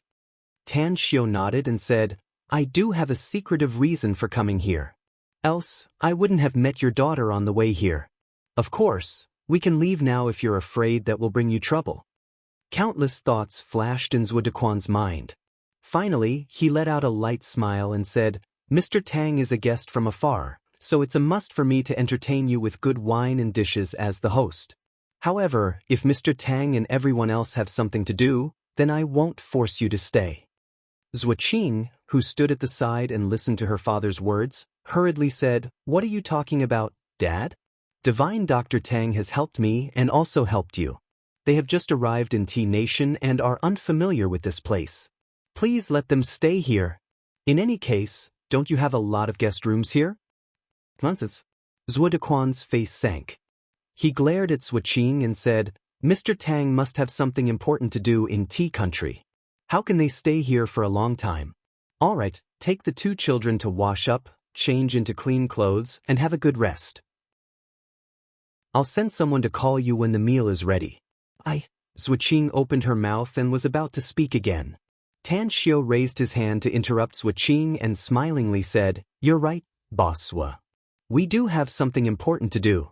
Our mission is done now that we've sent Miss Zhuo here. We still have some matters to attend to, so we'll take our leave first. You can't go, Divine Dr. Tang, said Zhuo Qing hurriedly. Zhuo Dequan grabbed Zhuo Qing and sternly shouted, You're too insensible, Qing. Divine Dr. Tang has something important to do and naturally can't be delayed. I'll welcome them to stay here at any time after they're done with their business.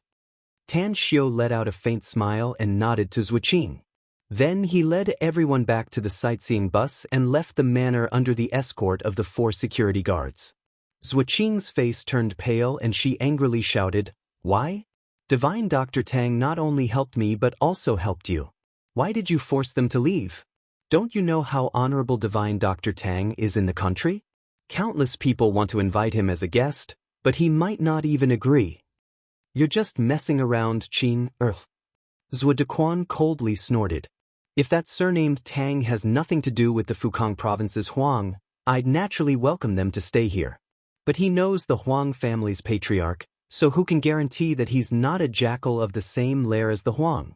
It's already very inappropriate for you to bring him here. If you keep him here and he attracts the Huang's people, I'm afraid we'll all die without a burial place. Zhuo Qing stared blankly and shook her head. That won't happen. Divine Dr. Tang will never help the Huang to deal with us. Who knows what he's thinking? Zhuo Dequan sneered. Also, don't you think it's strange? He's the young Divine Doctor of China and the magnificent Tang Corporation's big boss. Why would he need to smuggle himself into T country? Today's monthly votes increased by 400, so I'll add one more chapter. The number of new followers on this public account has yet to meet the requirement. Brothers and sisters, work hard. Under. Chapter 956. Zhuo Qing was dumbfounded as she stared at her father, Zhuo Dequan. She was stumped by his series of questions and was rendered speechless. She didn't even think about this issue when she was drifting at sea. She had always been worried about her own safety. But at this moment, she finally realized that Tan Xiu's purpose in coming to Bangkok in T country was probably very problematic. Could it be that he also got into trouble in the country? Just as the thought emerged, Zhuo Qing immediately shook her head to deny it. Tan Xiu was the young Divine Doctor of China and the magnificent Tang Corporation's big boss. He even had a deep relationship with the Huang family of Fukang province. Who in China could force him to leave his home country? In that case, there was only one possibility left. He had secretly snuck into Bangkok, and there was definitely a big secret behind it. But what was that secret? Countless thoughts churned in Zhuo Qing's mind, yet she couldn't figure it out. Only when her father patted her on the shoulder did she give up thinking. Zhuo Dequan retracted his eyes from the direction where Tan Xiu and the others left and said in a low voice, "Don't let your imagination run wild. Just wash up and take a rest." Zhuo Qing nodded without a word. She no longer blamed her father for not taking Tan Xiu in. She was now tired and sleepy after rushing all the way to Bangkok. She really needed to take a hot bath, eat something, and then rest comfortably. Ring, ring, ring. Zhuo Dequan had just arrived at the Western-style building with his daughter and grandson when his cell phone rang. When he took it out and picked up the call, the voice of the Manor's security captain came out. "Boss, Mr. Tang wants to borrow 2 cars. He said that it's more convenient to do things in Bangkok." Zhuo Dequan pondered for a moment and then said, "Give him 2 cars, but change the license plates in advance. Tell Mr. Tang about the license plates." "Understood," the security captain respectfully replied. Outside the manor, the burly security captain put away his cell phone and looked at Tan Xiu, saying, "I'll immediately send 2 cars here, Mr. Tang. But you need to pay attention to the license plates." "I understand." Tan Xiu nodded. Not long after, 2 black SUVs stopped in front of Tan Xiu and the others. 2 big men jumped out of the driver's seat and quickly handed the keys to the security captain. When it was handed over to Tan Xiu again, he nodded and said, "I wish you a pleasant journey, Mr. Tang." Tan Xiu said, "Thank Mr. Zhuo for me." On the straight road in the suburbs, 2 black SUVs were speeding toward the downtown area. Xingluan and Tang Xiu were sitting side by side in the back seat of the second black SUV. His eyes were filled with anger as he indignantly said, "You've helped them so much, Mr. Tang, yet they don't even want us to live in that manner. It's really hateful of them. After I become the patriarch of the Dark Shaman clan, I'll definitely teach him a lesson and let him know the taste of regret." Tan Xiu smiled faintly and said, "I can understand why he doesn't want us to stay." Zhuo Dequan was a meticulous man. On the one hand, he was worried that I would join hands with his enemy to plot against him. On the other hand, he was also suspicious about our purpose in coming to Bangkok. Had it been me, I wouldn't have rashly given shelter to strangers. Forget it. It's already benevolent of him to give us 2 cars. "I really don't understand your way of thinking, Mr. Tang," sighed Xingluan. "I'm even more confused about your character. You're absolutely ruthless when facing your enemies, but you're always very open-minded when it comes to this kind of situation. I even found that you're actually a kind and good person sometimes." "You mean I have a fickle character?" asked Tan Xiu with a smile. "That's right." Xingluan nodded. "There's an old saying in Huaxia that a man is born with a good nature," said Tan Xiu with a faint smile. "Kindness is a person's conscience, the bottom line of the deepest part of their heart. With the growth of age and the improvement of their abilities, they will have to face a lot of people in their lives, and there are countless of them. You must help the weak and kind, but you must be ruthless when you encounter a fierce and powerful enemy. I'm born with a good heart, but there are too many cruel people out there. There's another saying in Huaxia that killing a bad person can save countless good people." "So, you're a good person?" asked Xingluan. "I'm not a good person, but I don't do bad things." Tan Xiu shook his head. Everyone had a scale and a ruler in their hearts. Everything they did needed to be measured. Remember, Xingluan, good will be rewarded, and evil will be repaid. It's not that the time hasn't come yet. Even if you become the patriarch of the Dark Shaman clan in the future, you must never bully the weak. When you have a good heart and learn to help others, you'll find that it's actually very interesting. Also, there's a saying in Huaxia that everyone pushes the wall when it's down, and 10,000 people beat the drum when it's broken. Once you do evil things when you have the strength, there will be countless people who hate you to add fuel to the fire when you're down in the future. But if you're kind to others, there will be countless people who will help you when you're down in the future. A thoughtful look flashed in Xingluan's eyes. After a long time, he silently nodded and said, "I think I understand what you mean, Mr. Tang." Tan Xiu patted his shoulder and then looked at Tang Guang in the front seat, saying, "Let's hurry up and find a place to stay for the time being. At the same time, pay attention to our whereabouts to avoid being discovered." If my guess is correct, Xingguo will probably use other forces to find Xingluan's whereabouts since he wants to deal with him. He's likely to find the Darkwind organization and Bangkok's local tyrant, Kanaja. "Jin sure may have a way to find a safe place to stay, boss," said Tang Guang. "Why do you say that?" Tan Xiu was surprised. "As far as I know, Jin sure once carried out a mission in Tea Country and stayed there for a long time, so he knows the situation here very well," said Tang Guang. "Also, given his character, he'll definitely have his own safe place to stay." Tan Xiu took out his mobile and dialed Jin Shi's cell number. After the call was connected, he asked, Where are you, Jean-Sher? We've arrived in Bangkok, boss. We're on our way to the place I once stayed in Bangkok. Are you going to rendezvous with us? Jean-Sher's voice came out of the phone. Tell me the address. We're going there now, said Tan Xiao. Daewang District, Feather Palace Hall, said Jean-Sher. That's it for now. We'll contact you again when we get there, said Tan Xiao. Do remember to pay attention to your whereabouts and never expose yourself. Bangkok downtown. The Zhanchuan Manor covered a large area with buildings that were connected together. The interior was overgrown with lush vegetation and the environment was incomparably beautiful. There were small bridges, flowing water, rockery, and gardens, especially the small artificial lake and the pavilion in the middle of the lake. At the lakeside, Kanaja, wearing a sun hat and white casual clothes, sat quietly on the shore while fishing with a fishing rod in his hand. Two beautiful girls accompanied him and were responsible for serving him tea and water. Songzan sat quietly at the side, silently reading a stack of documents. I'm done, big brother. Finally, Songzan closed the documents and spoke with a respectful look on his face. Kanaja looked back and calmly said, Since you're done, then go to the clubhouse and stay there. You must stay in the clubhouse for 3 years and take care of it for me. Once the 3-year period is up, you'll take over the Daewang district. Songzan silently nodded and said, Please spare my life, big brother. This Songzan is willing to be loyal to you forever. I'll carry out any order you give me. You'll have to sharpen your eyes when you recruit younger brothers in the future, sighed Kanaja. Don't put those with obvious flaws in an important position, else you'll be implicated. That Mr. Tang's background is too big. I've already sent several groups of people to Hua Xia to investigate his identity.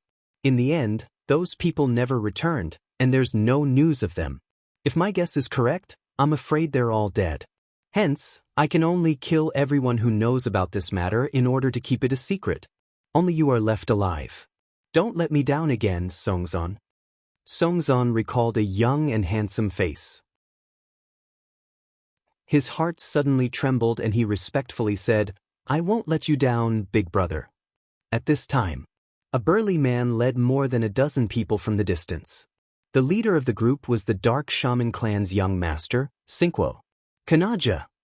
Sinquo's expression was indifferent as he came to Kanaja's side and called out. Kanaja turned around and immediately put down the fishing rod in his hand after seeing Sinquo. He smilingly said, Young Master Sinquo, you're a rare guest. Why did you come here today? Is it because your father hasn't seen me for a long time and asked you to invite me to have a drink with him? My father has been in seclusion recently, Kanaja, said Sinquo with a smile. He rarely takes the initiative to contact outsiders. The reason I'm here is because I need your help with something. What is it? Asked Kanaja with a smile. I won't refuse as long as it's within my means. We're friends after all. Sinquo took out a few photos and handed them to Kanaja, saying, I want you to send someone to help me find these people. They may not be in Bangkok now, but I hope your men can find them once they step into the city and pass the message to me. Kanaja took the photos. As his eyes swept over them, a glint flashed in his eyes. He was silent for a moment before he slowly nodded and said, That's a trivial matter. I'll give the order right away. If so, I'll have to trouble you, Mr. Kanaja. Sinquo nodded. I'll treat you to a few drinks after this matter is over. Kanaja responded with a few words and then watched Sinquo leave. He casually threw the photos to the ground and stepped on them. Then he sneered and said, I, Kanaja, have been around for so many years that I know who I can provoke and who I can't. Your Dark Shaman clan is indeed very strong, but it's very difficult for me to help you for no reason. Besides, this is your clan's internal strife, and you even dragged that fiend into it. Songzan picked up the photos and looked at them. His expression slightly changed and he said in a low voice, It's Mr. Tang, big brother. The game of exchanging monthly votes and new WeChat followers for monthly votes can continue. Quiet Night will automatically erupt as long as the requirement is met every day. Brothers and sisters, you can do it. Quiet Night is going all out this month.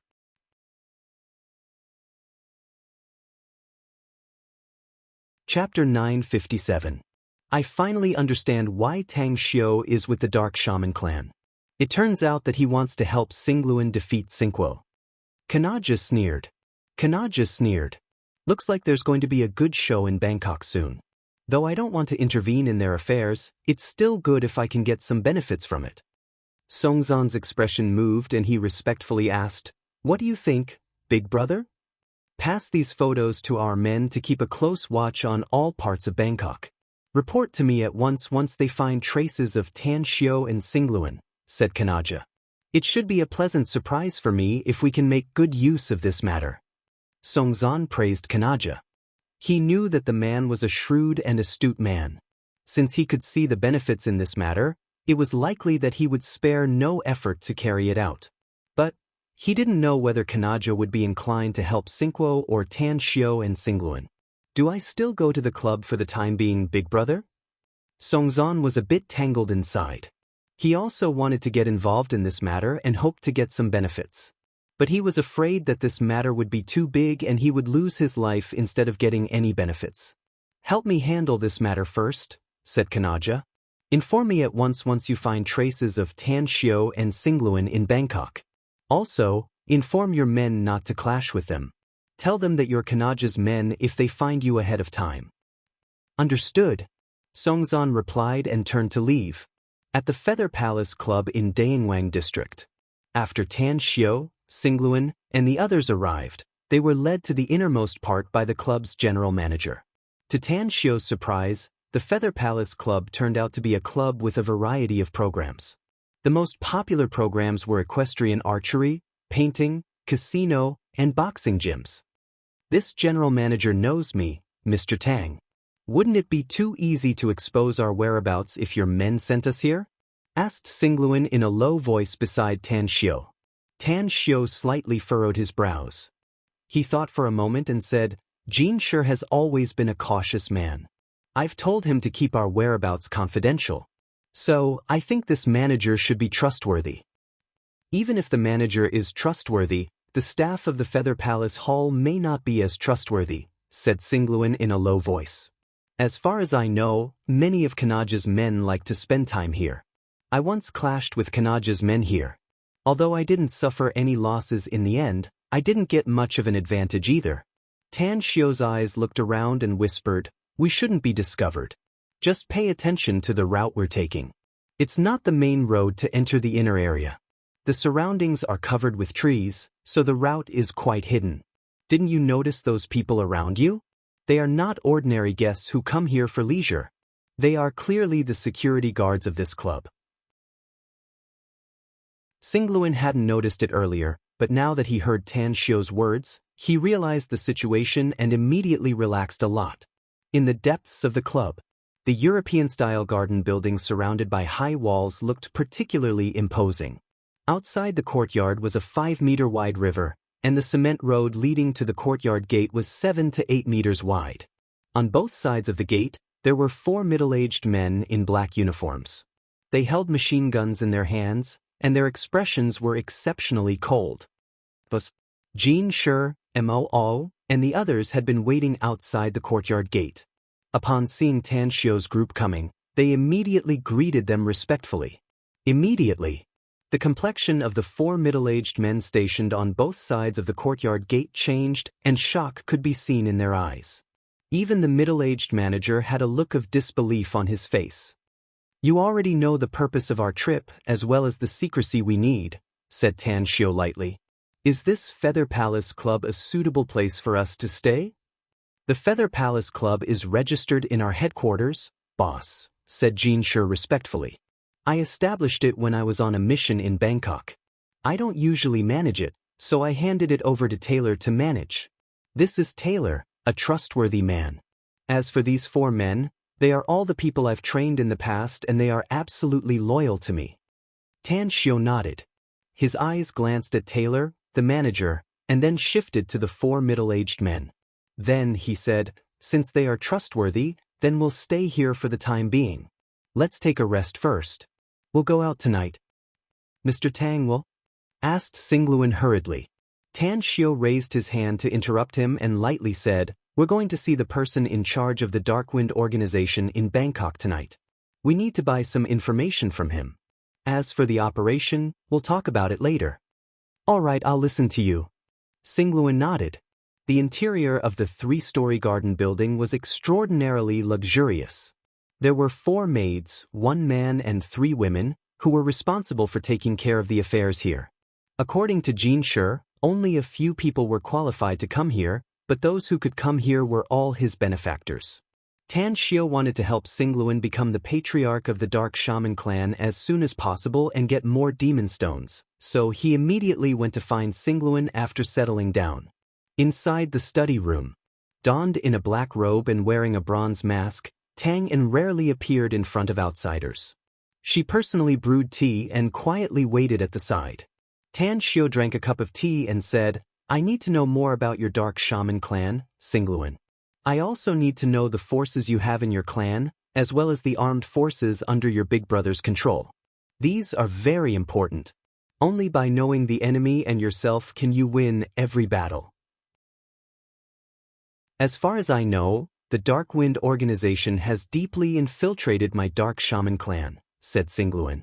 A member of the Darkwind organization was found in an incident a few years ago, so it should be the right choice to look for them. I've sent some people to secretly investigate my big brother over the years, but I believe the forces under his control are definitely more than what I've investigated. Tan Xiao pondered for a moment and then nodded. Then let's buy some intelligence from the Darkwind first. You'll be the one to compare and figure out how many armed forces Singluan has under his control. Further, my suggestion is to only get rid of Singluan and his confidants. As for the other armed forces of your Dark Shaman clan under his control, it's best not to touch them if possible. After all, you'll take over these forces once you become the patriarch of the Dark Shaman clan in the future. You're right. My big brother and his confidants are my biggest enemies, said Singluan. But we have to guard against my father for now. Tan Xiao sighed. You must prepare for the worst since your father favors your big brother. Also, I killed your big brother to help you, but you must be aware of one thing. What should I do if your father blames me for killing your big brother? Singluan's eyes gleamed. He had never considered this issue before, but now that Tang Xiao mentioned it, he instantly realized that given his father's character, it was very likely that he would bear this hatred on Tang Xiao's head. At that time, his father might not kill him, but it was very likely that he would attack Tan Xiao. Furthermore, Tan Xiao was naturally not a pushover. Once his father attacked Tan Xiao would definitely not sit still and wait for his death. At that time, his father would most likely be killed by Tan Xiao. With such a situation in mind, Singluan immediately said, "Please spare my father's life if he really blames you, Mr. Tang. If it doesn't work out, you can also abolish his cultivation. I'll be able to control him in the future as long as he loses his cultivation, so he won't bring you any trouble in the future." It seems like that's the only way then. Tan Xiao nodded. Late at night, in the Bangkok branch of the Darkwind organization, a few ghostly figures arrived silently. Without alerting anyone, they appeared outside the bedroom door of the branch's director. Knock, knock. The knocking on the door awakened Charlie, who was sleeping in the bedroom. He reached under the pillow and instantly grabbed a handgun and deftly unlocked the safety. Charlie was a very cautious man, but at the same time, he was also a very timid person. He had been advancing step by step and acting cautiously all these years to become the chief supervisor of the Bangkok branch of the Darkwind organization. Therefore, all of his subordinates knew his habits. Unless something big happened, no one would come knocking on his door after he went to bed late at night. Even if something big happened, they would only call him and ask to see him on the phone. "Who is it?" Charlie's muzzle was aimed at the door as he shouted with killing intent all over his face. His voice was loud and clear. Only then did the Darkwind martial artists who were in charge of security in the surroundings realize that someone had broken in and rushed out from all directions. Tang Xiao, Singluan, Mo, and Tang Guang stood outside the bedroom's door, allowing tens of stalwart men armed with guns to surround them and aim their black muzzles at them. "It's very presumptuous of us to visit you so late at night, Mr. Charlie, so I hope you won't be angry or worried," said Tan Xiao with a faint smile. We're here because we have a big deal to make with your Darkwind organization. Or you? Asked Charlie in a deep voice through the door. Tan Shio's group of 4 wore bronze masks to conceal their identities. Upon hearing Charlie's inquiry, Tan Shio let out a faint smile and said, "It's not convenient for us to expose our identities, Mr. Charlie. Besides, you don't need to know who we are. I just told you that we're here to make a deal with you. What we need is information, but what you need is money. As long as we pay you enough money, all you have to do is give us the information." Charlie was silent for a moment and then shouted, "Are you there, Yale?" Among the people surrounding Tan Shio's group, a strong man replied in a deep voice, "We've got them under our control, Sir Charlie. You can come out at ease." Charlie was relieved, but he still raised his gun and carefully opened a gap in the door. As the muzzle was the first to poke out of the door, he saw the scene outside through the gap in the door and secretly let out a sigh of relief. Chapter 958. After Charlie appeared in front of Tang Shio's group of 4, he coldly observed them. He had also encountered such mysterious people who hid their faces and identities, but he had never encountered such a guest who made him shudder with fear and trepidation. His back was now drenched in cold sweat. Since these people could sneak into this place without a sound, they also had the ability to sneak into his bedroom and directly kill him in his sleep. Recently, it was an eventful period. 2 days ago, the Darkwind branch in Saipan was directly destroyed and all the Darkwind members in Saipan were secretly killed. Although the ultimate suspect was the highest official in Saipan, he had no motive to do so. Furthermore, what left the top brass at a loss was that the highest official went to the sea for vacation and never came back alive. Perhaps these people in front of me have the ability to destroy a regional branch. The thought flashed in Charlie's mind. His heart tensed up again and he asked in a deep voice, "You guys are very powerful. You can actually hide from so many people of our Darkwind organization and secretly lurk outside my bedroom. However, I want to know your purpose in coming here. If it's just to buy information, I'm afraid you don't need to sneak in here.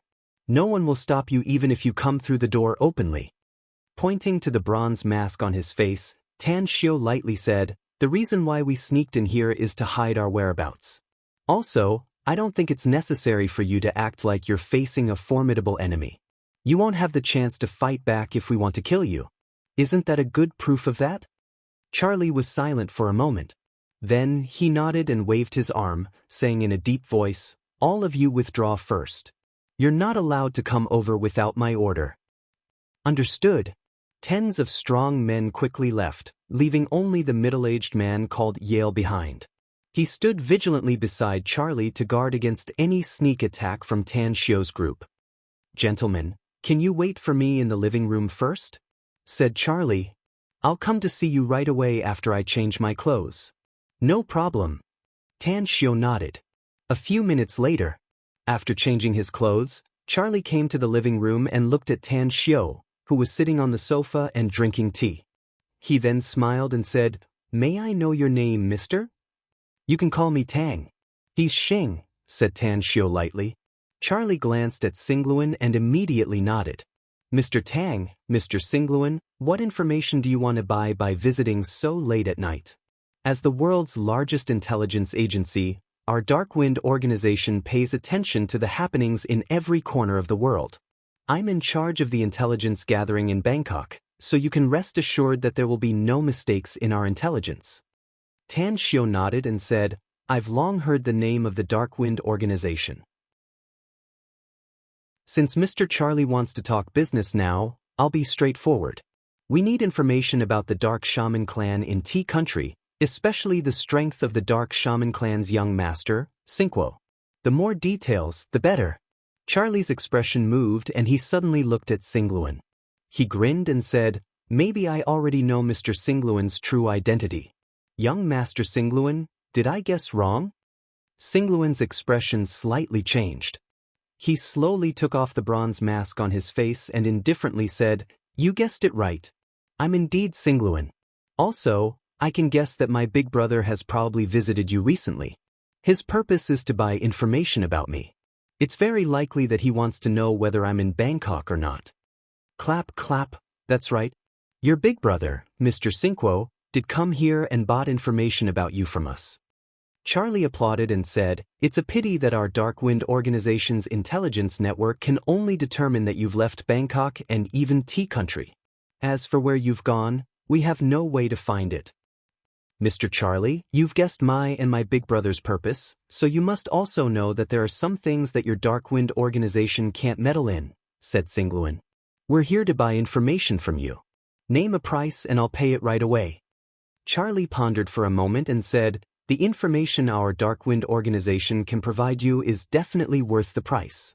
Singluan took out his mobile phone and said, "I'll transfer the money directly to your account." Tan Shio waved his hand to stop Singluan and lightly said, "If my guess is correct, your big brother should have checked all your accounts in Tea Country, so he should be able to find the flow of funds in your account very quickly. $8 million is just a small amount, so I'll pay for it." After saying that, he transferred $8 million to the account given by Charlie using his mobile phone. After that, he said, "We've paid the money, Mr. Charlie. Just give me the information you need. Also, I believe your Darkwind organization must have a good reputation since it can become the world's largest intelligence agency. I don't like the deal between us, yet you sold it to others like how you sold Cinquo." Charlie stared blankly for a moment before his expression drastically changed.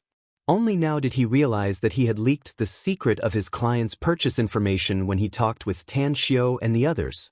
Moreover, he didn't expect that Tan Shio would be aware of this issue and use it to remind him. "It's my mistake. Please rest assured.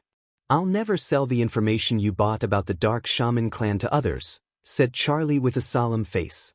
"Of course I understand that your guarantee is just a joke if there are enough benefits involved." Tan Shio couldn't deny it and said with a smile, "But I hope you can understand that the Dark Shaman clan is an internal struggle. If some external forces want to meddle in the internal strife of the Dark Shaman clan and try to get more benefits, they will only end up with a bleak end. The Dark Shaman clan is a very special clan." Charlie nodded and said, "I know that I won't easily meddle in it." Quickly, the information Tan Shio and Singluan needed was delivered. After receiving it, they didn't stay any longer. They didn't even leave through the main entrance but quickly disappeared into the darkness.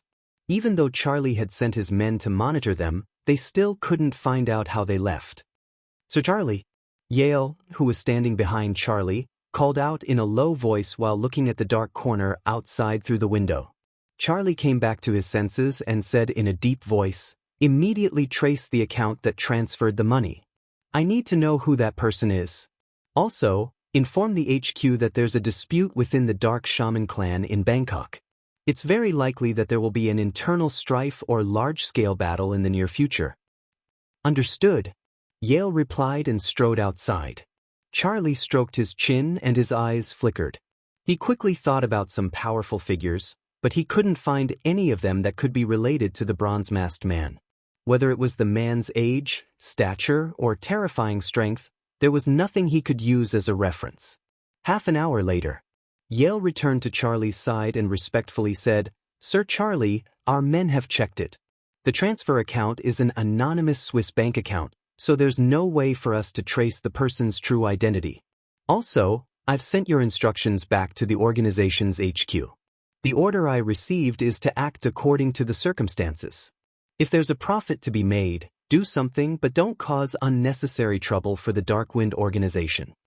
Charlie deeply furrowed his brows and said, "Although I've already guessed that the transfer account is an anonymous Swiss bank account, I didn't expect that these people are so strange that they can come and go freely here.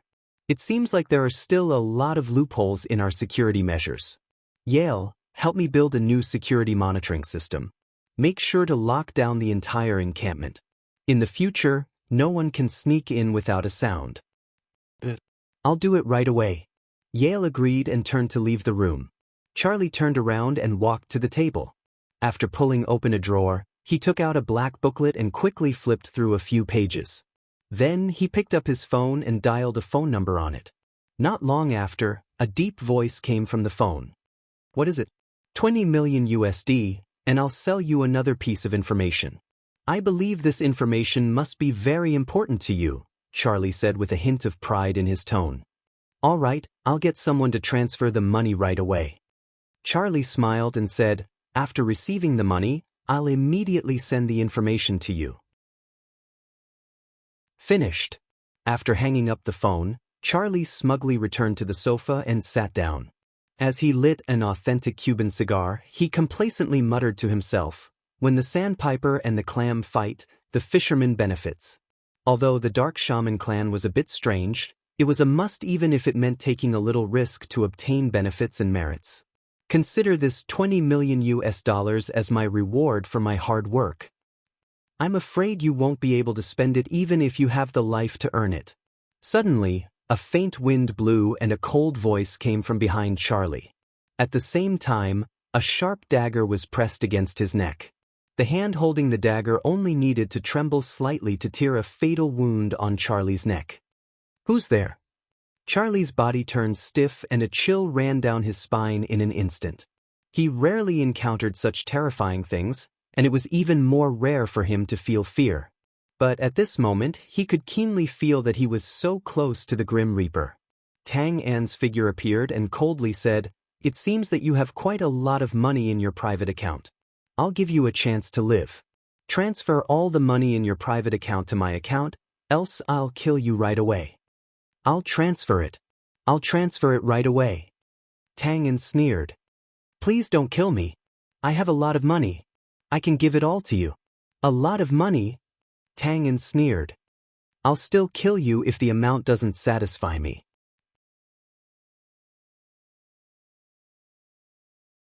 Chapter 959. Charlie grabbed his mobile with difficulty and transferred more than $200 million to the account given to him by Tang An through online banking. After demonstrating that there was no money in his personal account, he bitterly said, "I didn't see your face clearly, miss, nor do I know who you are. I may have lost a lot of money, but I only want to save my life. Consider the money in your personal account as an apology." Tang An sneered. "Not only will you die next time if you dare to betray us again, but all your relatives will also die. Don't think that my boss won't dare to kill you just because you're a member of the Dark Wind. As long as the price is high enough, let alone you, even your relatives and friends will be ruthlessly killed by countless people." Charlie gulped down hard and said with a trembling heart, "Yes, yes, yes. You're right. I'll never dare to betray you again." "I still need you to play a show to prove your words," said Tang An with satisfaction. "Whether you want to live or not depends on your performance." "What show?" asked Charlie hurriedly. "Did you just call Cinco, the young master of the Dark Shaman clan?" asked Tang An. "Are you going to tell him that we're here to buy information?" "That's right," said Charlie bitterly. "I want to make some money in private, so—" Tang An coldly interrupted him and lightly said, "Charlie, you have no idea how powerful the person you want to betray is. If you do, I'm afraid you won't dare to do anything out of line even if I give you $20 billion. What I need you to do is to tell Cinco that Singluan has returned to Bangkok and that he's hiding in a coconut plantation more than 100 kilometers away. The plantation is southeast of downtown Bangkok, and the owner is a man named Zhuodequan." "I know Zhuodequan. Do you have a feud with him?" asked Charlie in surprise. "You don't need to care about that. Just tell Cinco everything I told you," said Tang An coldly. "Also, I want you to understand that Cinco will surely die. I'm afraid that only death awaits you if you want to do him a favor." Charlie could already sense how mysterious and terrifying this person was. Hence, he could only brace himself to write down the information and then send it to Cinco via the internet. "I'm done. Can you let me go?" Charlie moved his fingers away from the keyboard and looked back as he spoke. To his surprise, there was no one behind him. Illusion? Impossible, that woman really did exist. However, the doors and windows in this room were closed. They had not been opened at all. How did she get in? How did he leave? Could she be a ghost? Charlie wiped the sweat off his forehead and got up to check every corner of the room. After confirming that there was no one else in the room except for him, he secretly heaved a sigh of relief. He walked to the sofa and collapsed on it. The feeling of being on the brink of death just now was so real and so frightening that he still had lingering fears even now. I can't meddle in their affairs anymore. Even if Sinquo gave me a mountain of gold, I can't meddle in their affairs anymore. Singluan and the mysterious people around him were just too terrifying. If they wanted to kill me, it would be as easy as flipping their hand. The group of trash around me would be completely useless. After Charlie figured this out, he immediately felt a lot more relaxed. Dawang District, Feather Palace Clubhouse. Tan Xiao had just returned to his room with a stack of documents. His expression slightly moved and he asked, "Have you done what I asked you to do?" Tang En's body twisted and appeared in front of Tan Xiao out of thin air. She then respectfully said, "It's all done, Grandmaster. As you said, Charlie wants to get more money from Sinquo, and he's going to use it as his own private money. Hence, I forced him to pass on what you asked me to do to Sinquo." The Darkwind organization is indeed the largest intelligence organization in the world, but it's full of money and interests. Tan Xiao sneered.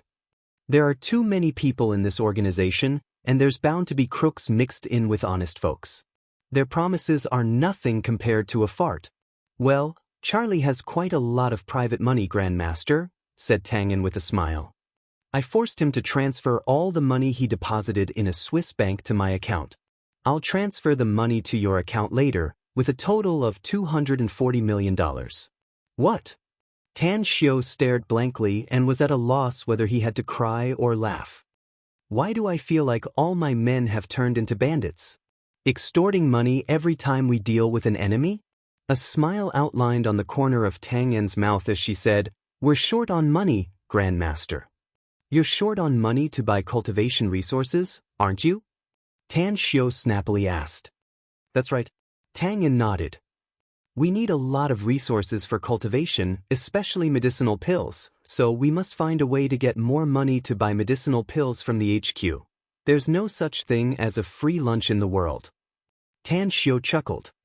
You must spend money to buy cultivation resources. The Everlasting Feast Hall doesn't pay you much every year, but you're all capable people, so you can indeed get a lot of money. Forget it. I don't care about you as long as you don't kill the innocent and rob the weak. Just keep the money for yourself. We'll have more and more people in the future, and cultivation resources will become more and more scarce. It's not a bad idea to buy more now. Thank you, Grandmaster, said Tang En happily. You don't have to be so polite with me. Tan Xiao waved his hand. But don't keep the money to yourself. Give some to your brother after you've bought the cultivation resources. I found that he has nothing else to do other than cultivating and having women. My brother is a freak, said Tang En helplessly.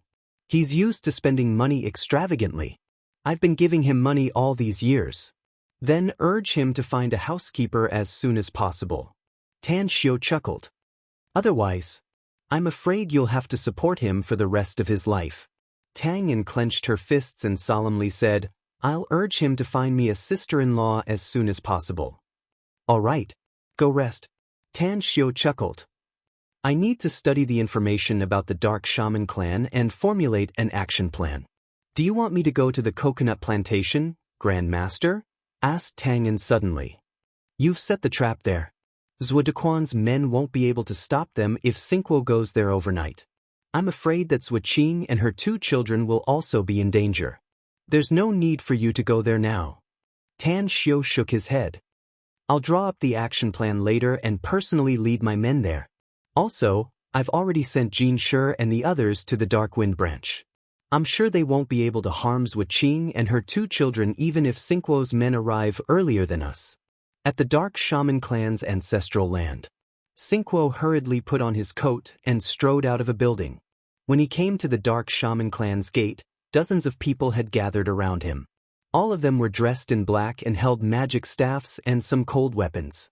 More than a dozen cars came from a distance and stopped at the gate. Sinquo and his men immediately boarded the cars and sped away. A few minutes later, the patriarch of the Dark Shaman clan, Xingchuo, silently appeared at the gate. His eyes were cold as he pulled out a sharp dagger and flung it to the left. Suddenly, a mass of black mist quickly appeared on his left side. Behind the black mist was a white-haired old man who reached out and caught the dagger. Keep up with him. Singluan may not have much ability, but he's still my son. If Xingguo really wants to kill him, you must save Xingluan at his most critical moment. What if Xingluan defeats Xingguo and becomes the final winner? Asked the white-haired old man. Do you think Xingluan can defeat Xingguo? Xingguo shook his head. I don't think it's possible. The white-haired old man shook his head. But nothing is absolute in this world. There may be some unexpected changes and unexpected situations.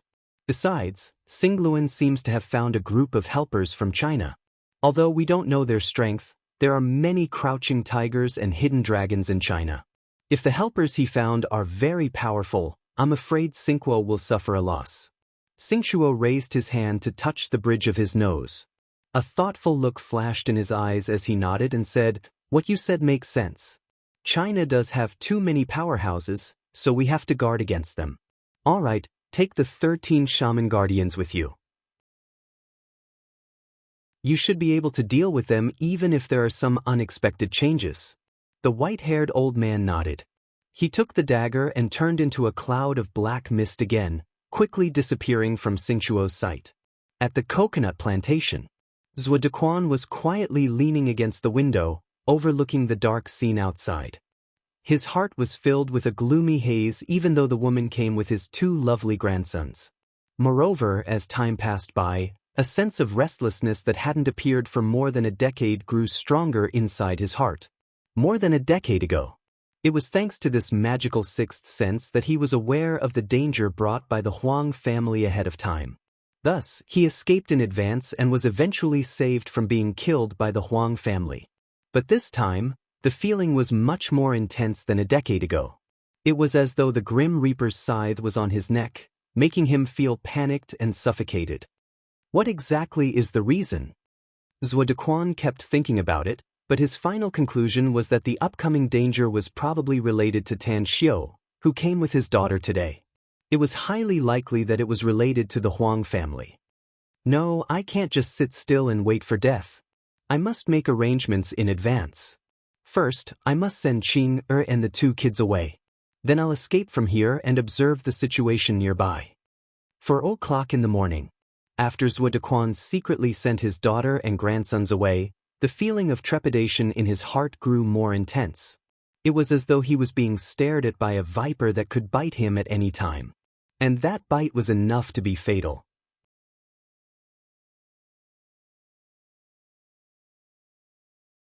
Chapter 960.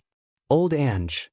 When Zhuo Dequan appeared in another manner more than 10 kilometers away, a 50 to 60 years old foreigner received the news and appeared in front of him. "Boss Zhuo, it's very rare for you to come to my place at this time," asked Old Ange with a puzzled expression. "Did something happen here?" "Old Ange, can you let me take shelter here?" asked Zhuo Dequan with a solemn expression. "I have a feeling that I'm being watched by someone, and I have a hunch that my manor won't be peaceful tonight." Old Ange was silent for a moment before he nodded and said, "You saved my life and helped me several times, so I'll help you this time. But you know that I'm not as strong as you, and I only have a dozen men under me." "Old Ange, letting me hide here is already the biggest help you can give me," said Zhuo Dequan gratefully. "I won't thank you first, but I'll definitely thank you if I can get through this crisis safely." "There's no need for such politeness between us, Boss Zhuo," said Old Ange. "I have a secret room here where I used to hide things. Why don't you and your men hide there for a while? I won't tell anyone who comes to my place." "I don't want to hide, Old Ange." Zhuo Dequan shook his head and said, "I'll stay here and see who's looking for trouble with me. Else, I won't be able to eat or sleep well even if I can hide tonight." "That's right, can we go up the water tower? I need to go up there." Old Ange was stunned and slapped his forehead. "Oh, I forgot that the water tower is actually a good hiding place. Let's go. I'll take you there myself. You'll hide in the water tower. It looks very unsafe, but it's actually the safest place I have." 10 minutes later, Zhuo Dequan led dozens of his men to climb the water tower. The space above was very small, so the rest stayed below except for a few of his confidants. Waiting anxiously wasn't a good feeling. A middle-aged man with a pair of binoculars had a slightly changed expression and immediately reported, "Boss, I found a convoy heading towards our coconut plantation. There are 13 cars in total, and each car is full of people. Zhuo Dequan's expression changed. He reached out to grab the binoculars and observed the convoy. At this moment, his eyes seemed to be able to spurt out flames as he cursed in a low voice. What bullshit, young divine doctor? What bullshit, magnificent Tang Corporation? He, Tan Xiu, did not want to live a good life and became a dog of the Huang family. The enemy this time should be the Huang family, and the Huang family was led here by him. At the side, the plain-looking middle-aged man put down the binoculars in his hand and said, "Boss, he doesn't look like a Chinese, so he shouldn't be a member of the Huang family." Although the people in the cars were unfamiliar faces, he could still tell that they should be people from tea country. Moreover, when I looked around just now, I didn't see Tan Xiu or those people who came to our coconut plantation today. Zhuo Dequan stared blankly for a moment before he shook his head and said, "I don't have any major enemies other than the Huang. The other party obviously came with malicious intent this time, and I can't think of anyone else who wants to kill me aside from the Huang family. But if it's the Huang family, I don't think Tan Xiu would be so stupid to come here with Miss ahead of time since it would alert the enemy," said the middle-aged man. Zhuo Dequan furrowed his brows and thought for a while before he nodded and said, "What you said makes sense. However, the convoy has already stopped at the entrance of our coconut plantation. If they are not the Huang family's people, then where are they from? Are they Kanaja's men? Unlike them, I only have a loaning relationship with Kanaja and there's no enmity between us. He won't take the initiative to be my enemy." The middle-aged man nodded. Just as he raised the binoculars again to observe the scene in the distance, his expression suddenly shifted and he said, "Boss, did you notice that those people's attire is very strange? The most important thing is that they seem to be holding cold weapons in their hands." "That's strange." Zhuo Dequan's brows furrowed deeper and the puzzled expression on his face turned more intense. If these people wanted to attack him with cold weapons, then there was only one possibility: they were all martial artists with great strength. On the sparse Bangkok highway, 2 shabby buses were moving fast. Tan Xiu was sitting on the second bus. After receiving a call from Jinshi, a surprised look appeared on his handsome face. He didn't expect that Zhuo Dequan would have the ability to foresee the future. He sent his daughter and grandson to another place overnight, while he took a group of his men to hide in a nearby manor. "There's traffic police blocking the road ahead, Grandmaster." Suddenly, Tang Guang, who was sitting in the front, came over and reported in a low voice. "Is this normal?"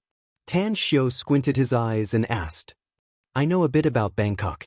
Tang Guang shook his head and said, "Traffic police won't block the road for no reason unless there's a major incident here, especially at 4 a.m.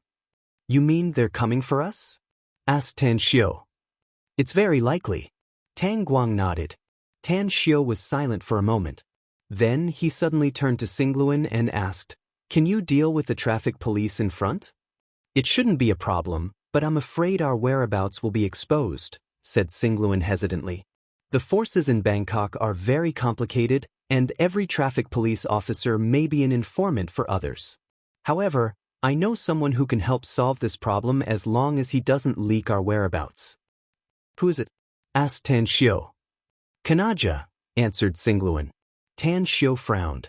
He came to Bangkok secretly this time and didn't want Kanaja to know about it. Kanaja had a good friendship with Xingluan's father. Xingluan's father was now partial to Xingguo, and if Kanaja told Xingluan's father about his arrival, it was very likely that Xingguo would soon receive the news. "Is there no other way?" asked Tan Xiu with a frown. "No." Xingluan shook his head. Tan Xiu was a bit disappointed. He didn't expect that Xingluan's ability was so poor that he couldn't even solve this problem. After hesitating for a while, he decided not to contact Kanaja for the time being.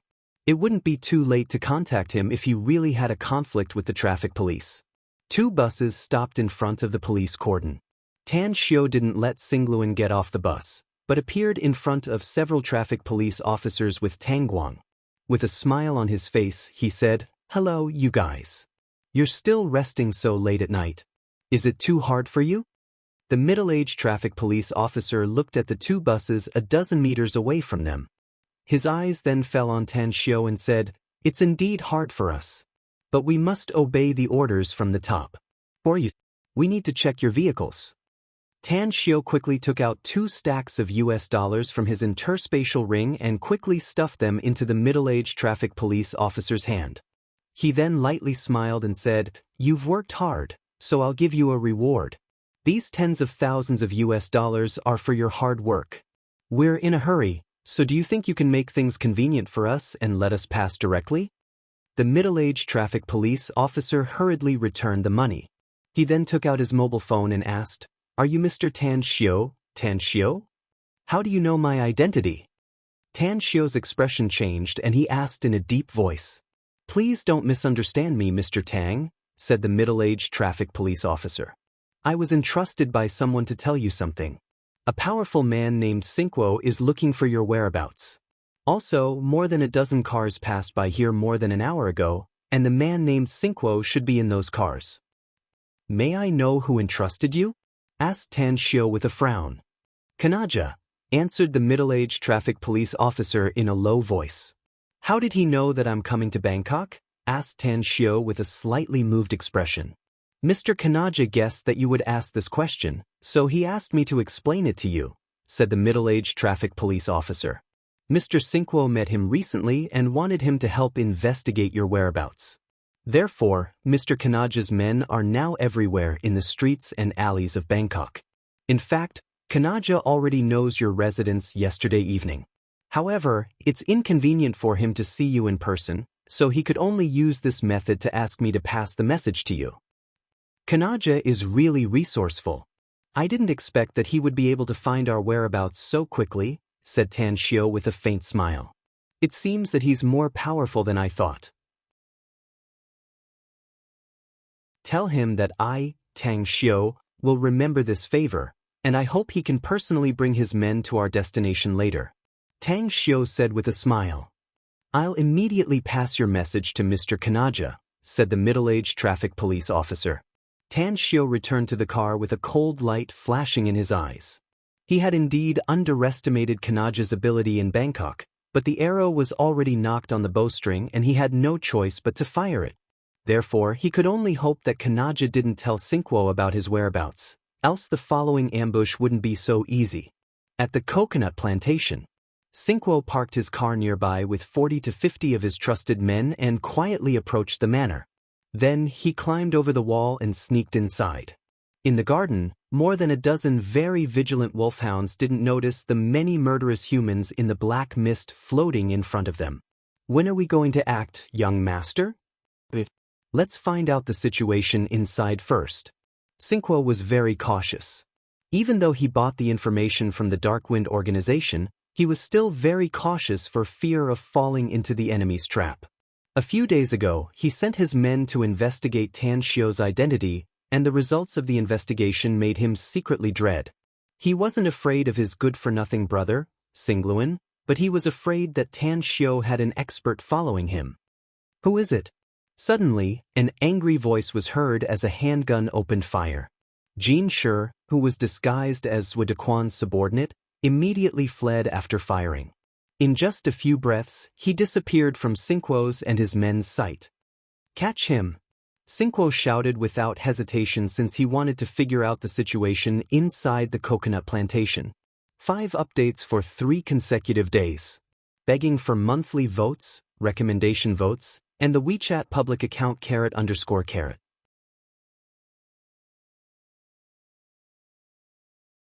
Chapter 961.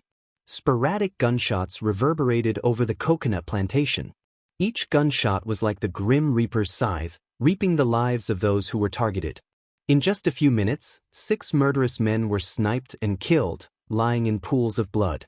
God damn it! Xingguo could only watch helplessly as the mysterious sniper kept killing his men. His eyes seemed to be able to spit out fire. His angry expression turned ferocious, and his killing intent became more intense. He had investigated his younger brother, Xingluan, and found that there was no such a powerful sniper among his men.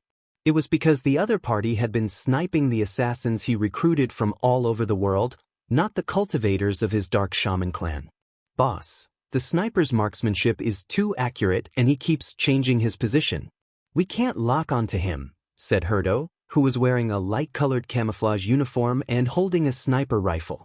He used to be the ace sniper of the Golden Flame Mercenary Corps and had killed countless enemies on the battlefield. But now, he was suppressed by the enemy sniper and couldn't even lift his head. It made him feel very aggrieved. A cold light flashed in Cinquo's eyes. He was well aware of Herdo's ability, yet the enemy that he couldn't lock on to must be very powerful. Suspend the attack and immediately investigate the owner of this coconut plantation. I want accurate information within half an hour. A few kilometers away, Zhuo Dequan, who was hiding in the upper room of the water tower, was dumbfounded as he watched the scene in front of him through the binoculars. Never in his wildest dreams did he expect that a gunfight would break out in his coconut plantation. Moreover, the mysterious sniper had forced so many enemies that they couldn't advance even half a step. Who is he? Zhuo Dequan put down the binoculars and turned to look at his trusted men around him.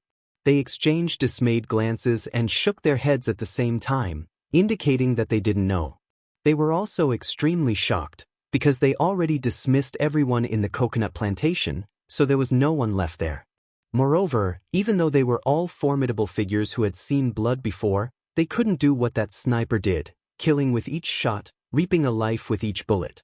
He's definitely not one of our men, boss, said a middle-aged man in a low voice. Zhuo Dequan picked up the binoculars again and carefully observed the situation. Then he said, the other party is hiding very well with the help of a bunker. Only a real expert can do this. If this matter has nothing to do with us, then we can only say that we are unlucky. Someone was hiding in our coconut plantation and we didn't discover him, but his enemy did. He came here late at night to seek revenge. The middle-aged man nodded and said, it's very likely otherwise. Bang bang, suddenly, gunshots rang out in the coconut plantation again. This time, it wasn't one person who fired, but 4 or 5 people at the same time. Most importantly, the people who fired weren't the dozens of people who arrived later, but the people who were originally in the coconut plantation. In an instant, the middle-aged man's face became particularly ugly, and even Zhuo Dequan had an incredulous look on his face. 4 or 5 people staying in his coconut plantation had overturned his conjecture, which was like a slap to his face. What's going on? What is going on with those people? Zhuo Dequan was completely dumbfounded. His hands holding the binoculars were trembling slightly.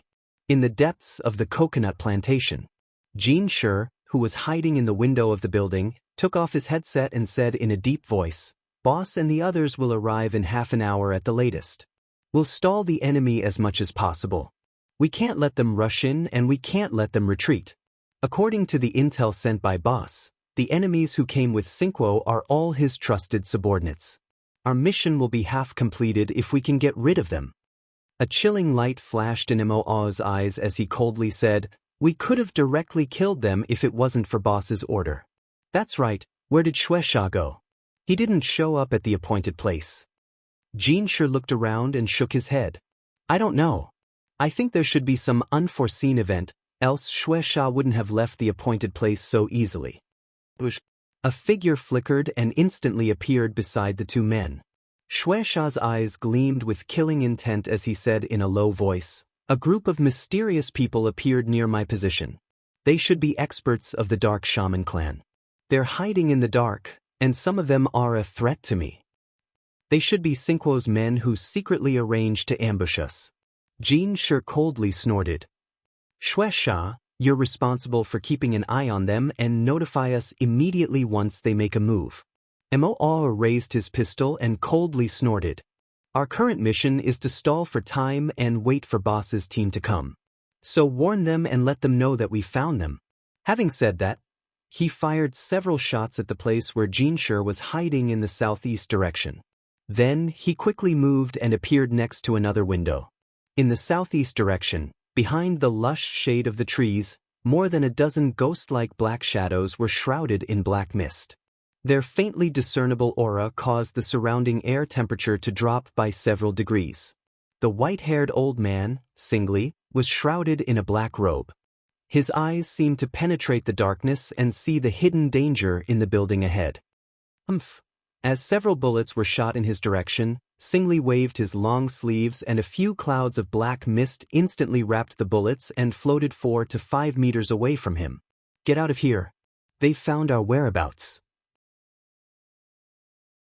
Suddenly, more than a dozen ghost-like figures retreated and disappeared behind the shade of the trees without attracting anyone's attention. Time passed bit by bit in the stalemate.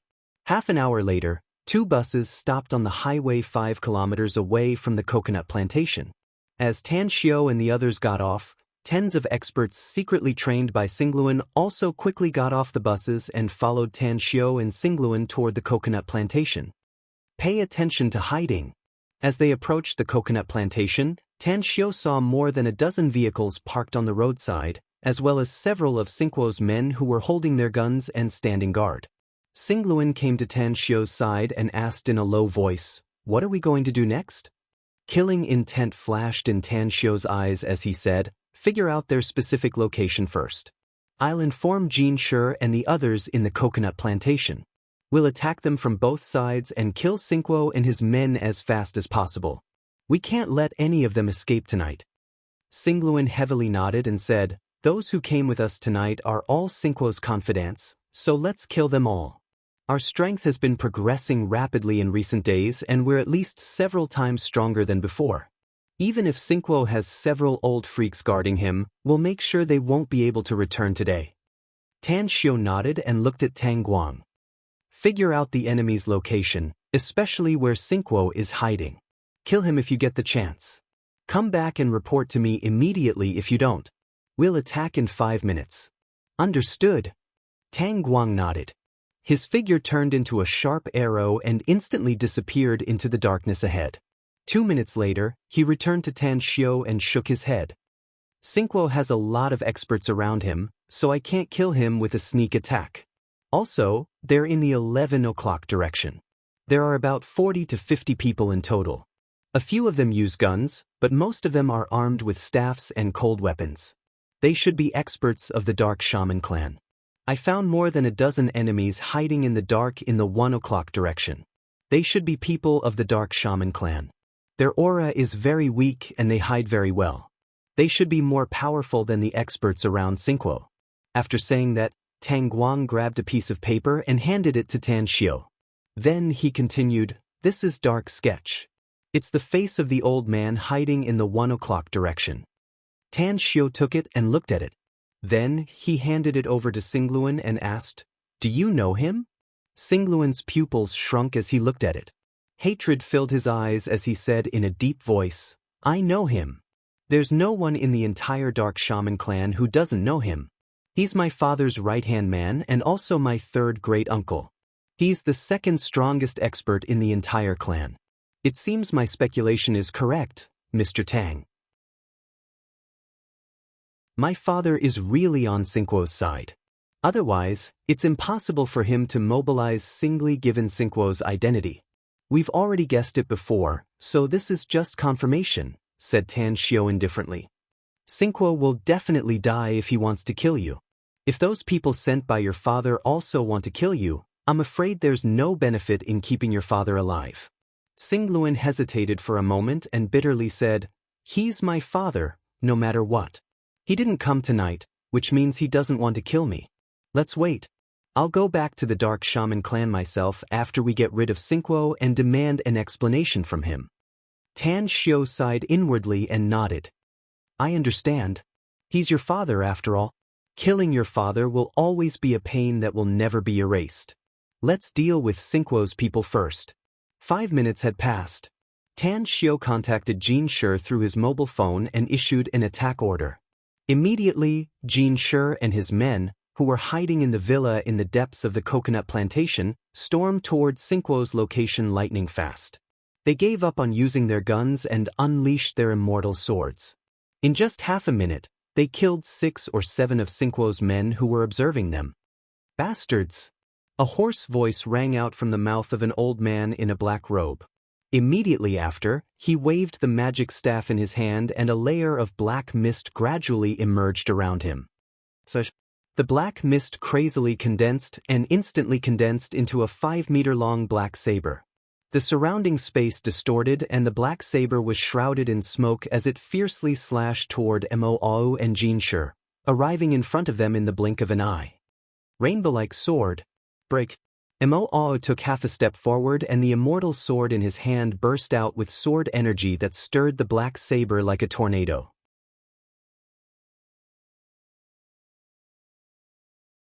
Chapter 962. The sword chi was sharp and powerful, but the black mist was extremely viscous and quickly condensed after being riddled with holes by the sword chi. However, its length was nearly halved and its power seemed to have plummeted a lot. Just as the black-robed old man was brimming with confidence that he could kill Moo and Jinshi at the same time, a sword chi suddenly shot toward him. Had it not been for his quick reflexes to block the sword chi with his staff, he would have been pierced by the sword chi. The staff inlaid with a gem exploded and the gem shattered into pieces and scattered all over the ground. The black-robed old man loosened his grip on the staff. The web between his thumb and index finger instantly turned numb and the blood in his body boiled. Break, Jinshi sneered. The immortal sword flew out of his hand and, wrapped in a circle of raging flames, bombarded the black saber. As the black saber turned into a black mist and finally dispersed in front of them, the immortal sword brimming with killing intent appeared in front of the black-robed old man the moment the flames burned. Retreat! At the same time, the 4 black-robed old men floated over and joined hands to lay a black chi wall in front of the immortal sword. At the same time, black bubbles quickly floated over from all directions and constantly exploded to form a black cyclone that acted as a hindrance. The moment the immortal sword pierced through the black chi wall, it was blocked in front of the 4 black-robed old men. A magic tool? The expression of the second black-robed old man on the left changed, and a greedy look appeared in his eyes.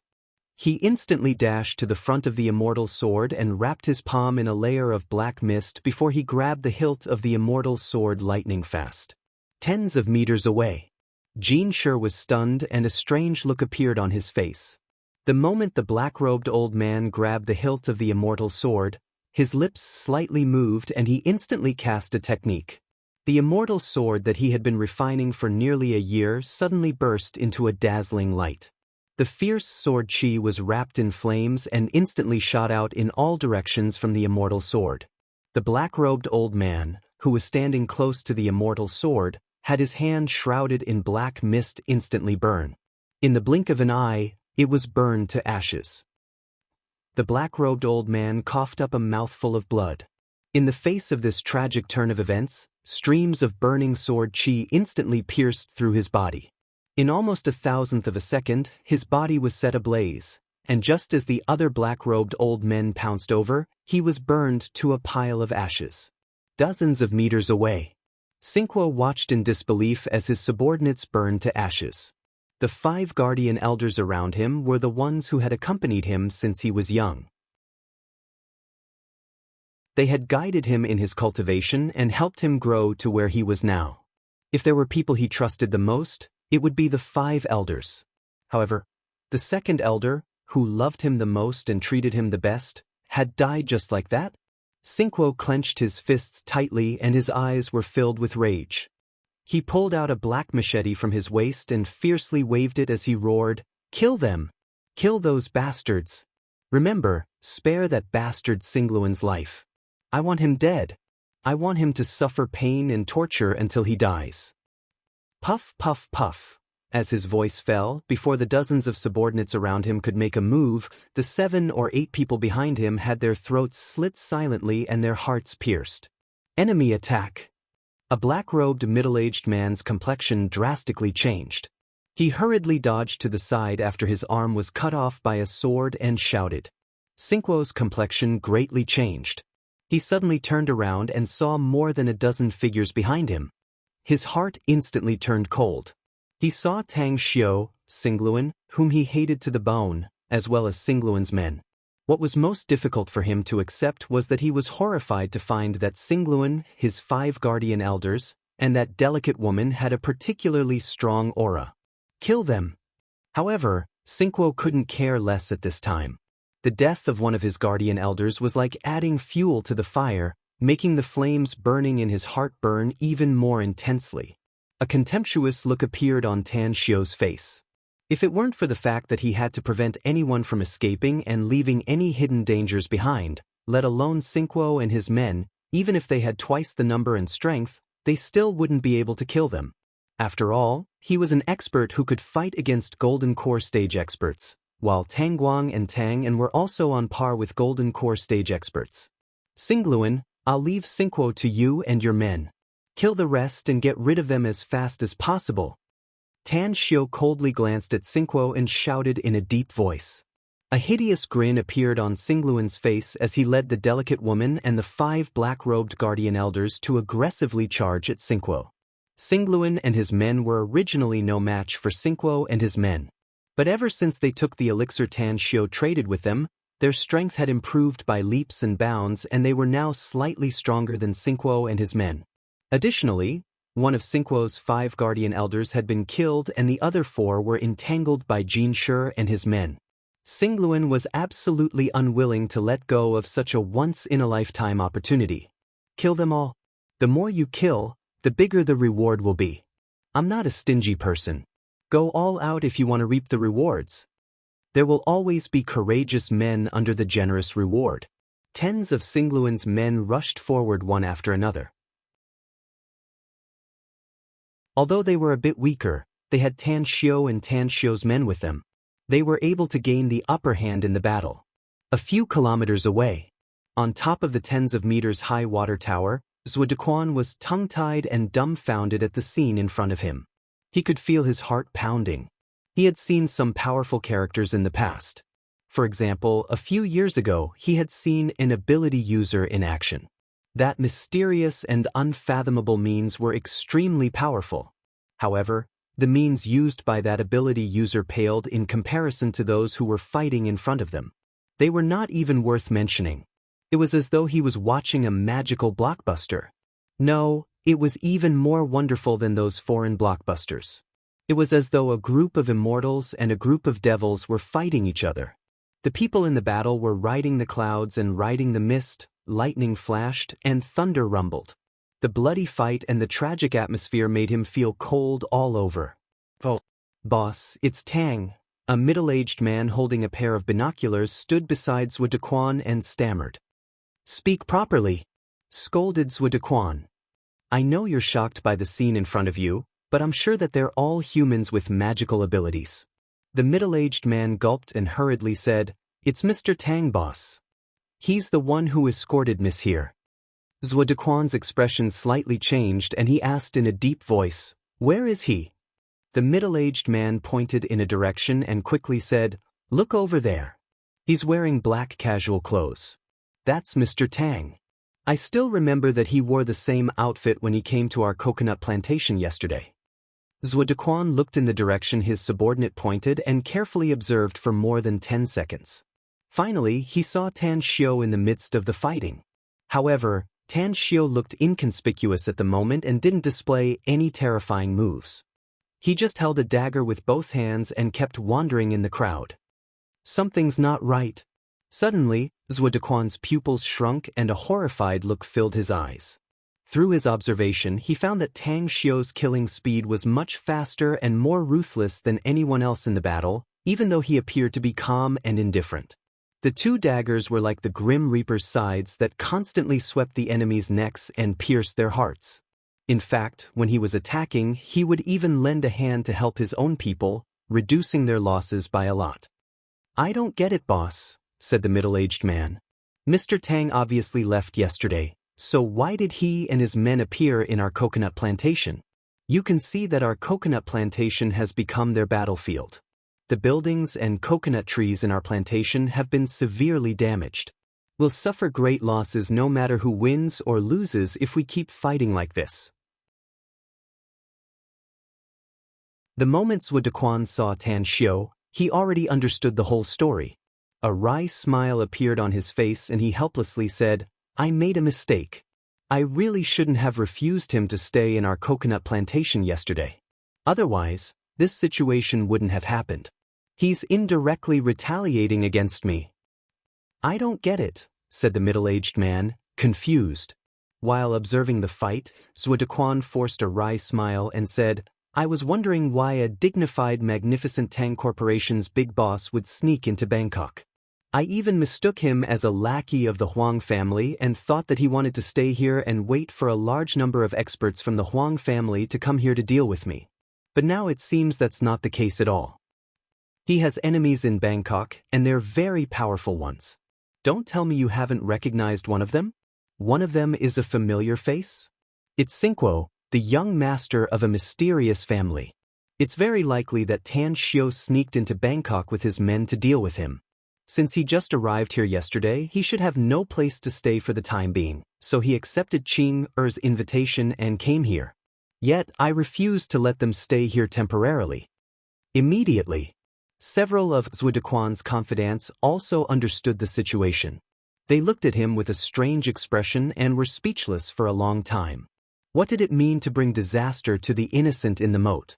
The current situation was like a calamity to the fish in the moat, and it was the other party who deliberately implicated Zuodequan and his men. If Zuodequan had politely accepted them yesterday and let them stay here temporarily, this situation wouldn't have happened. What should we do now, boss? Asked the middle-aged man in a low voice. What else can we do? Zuodequan forced a wry smile. Just wait and see. The fight between these people is not something we can participate in at all. If Tan Xiu wins, I'll personally apologize to him.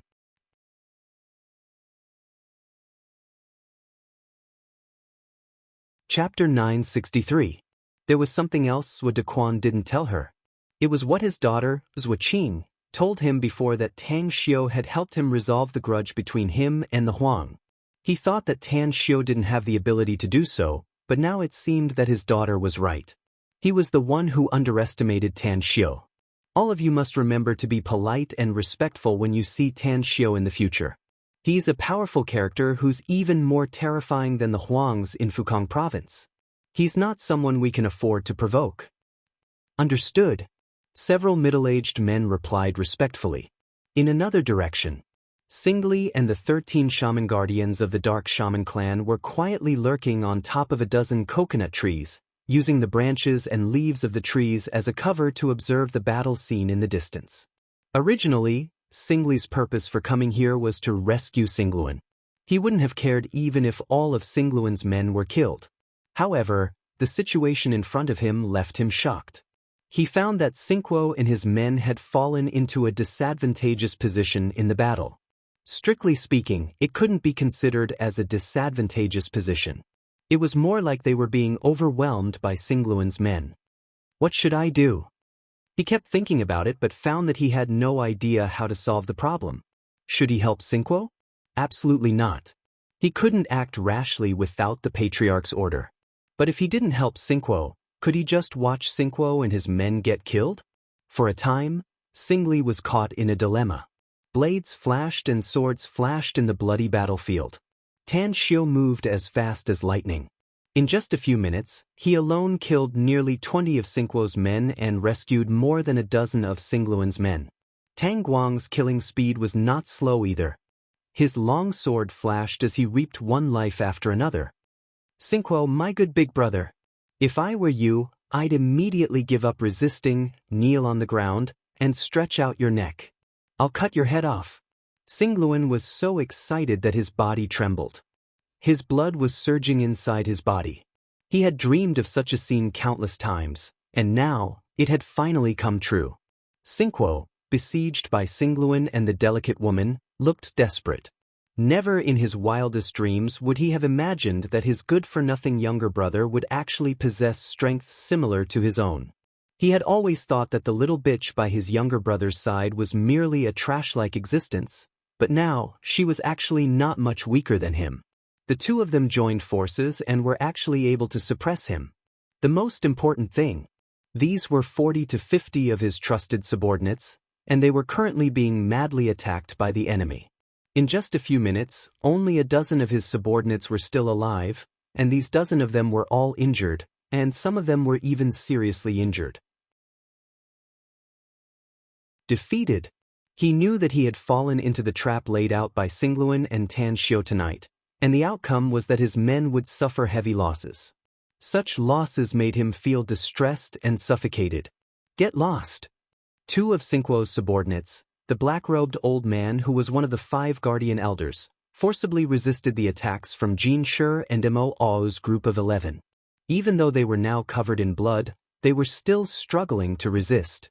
The other 2 guardian elders, on the other hand, were determined to perish together with the enemy. They rushed to the place where Singluan's 5 guardian elders were and clashed with them. "We can't escape." One of the guardian elders suddenly looked resolute and heaved a long sigh.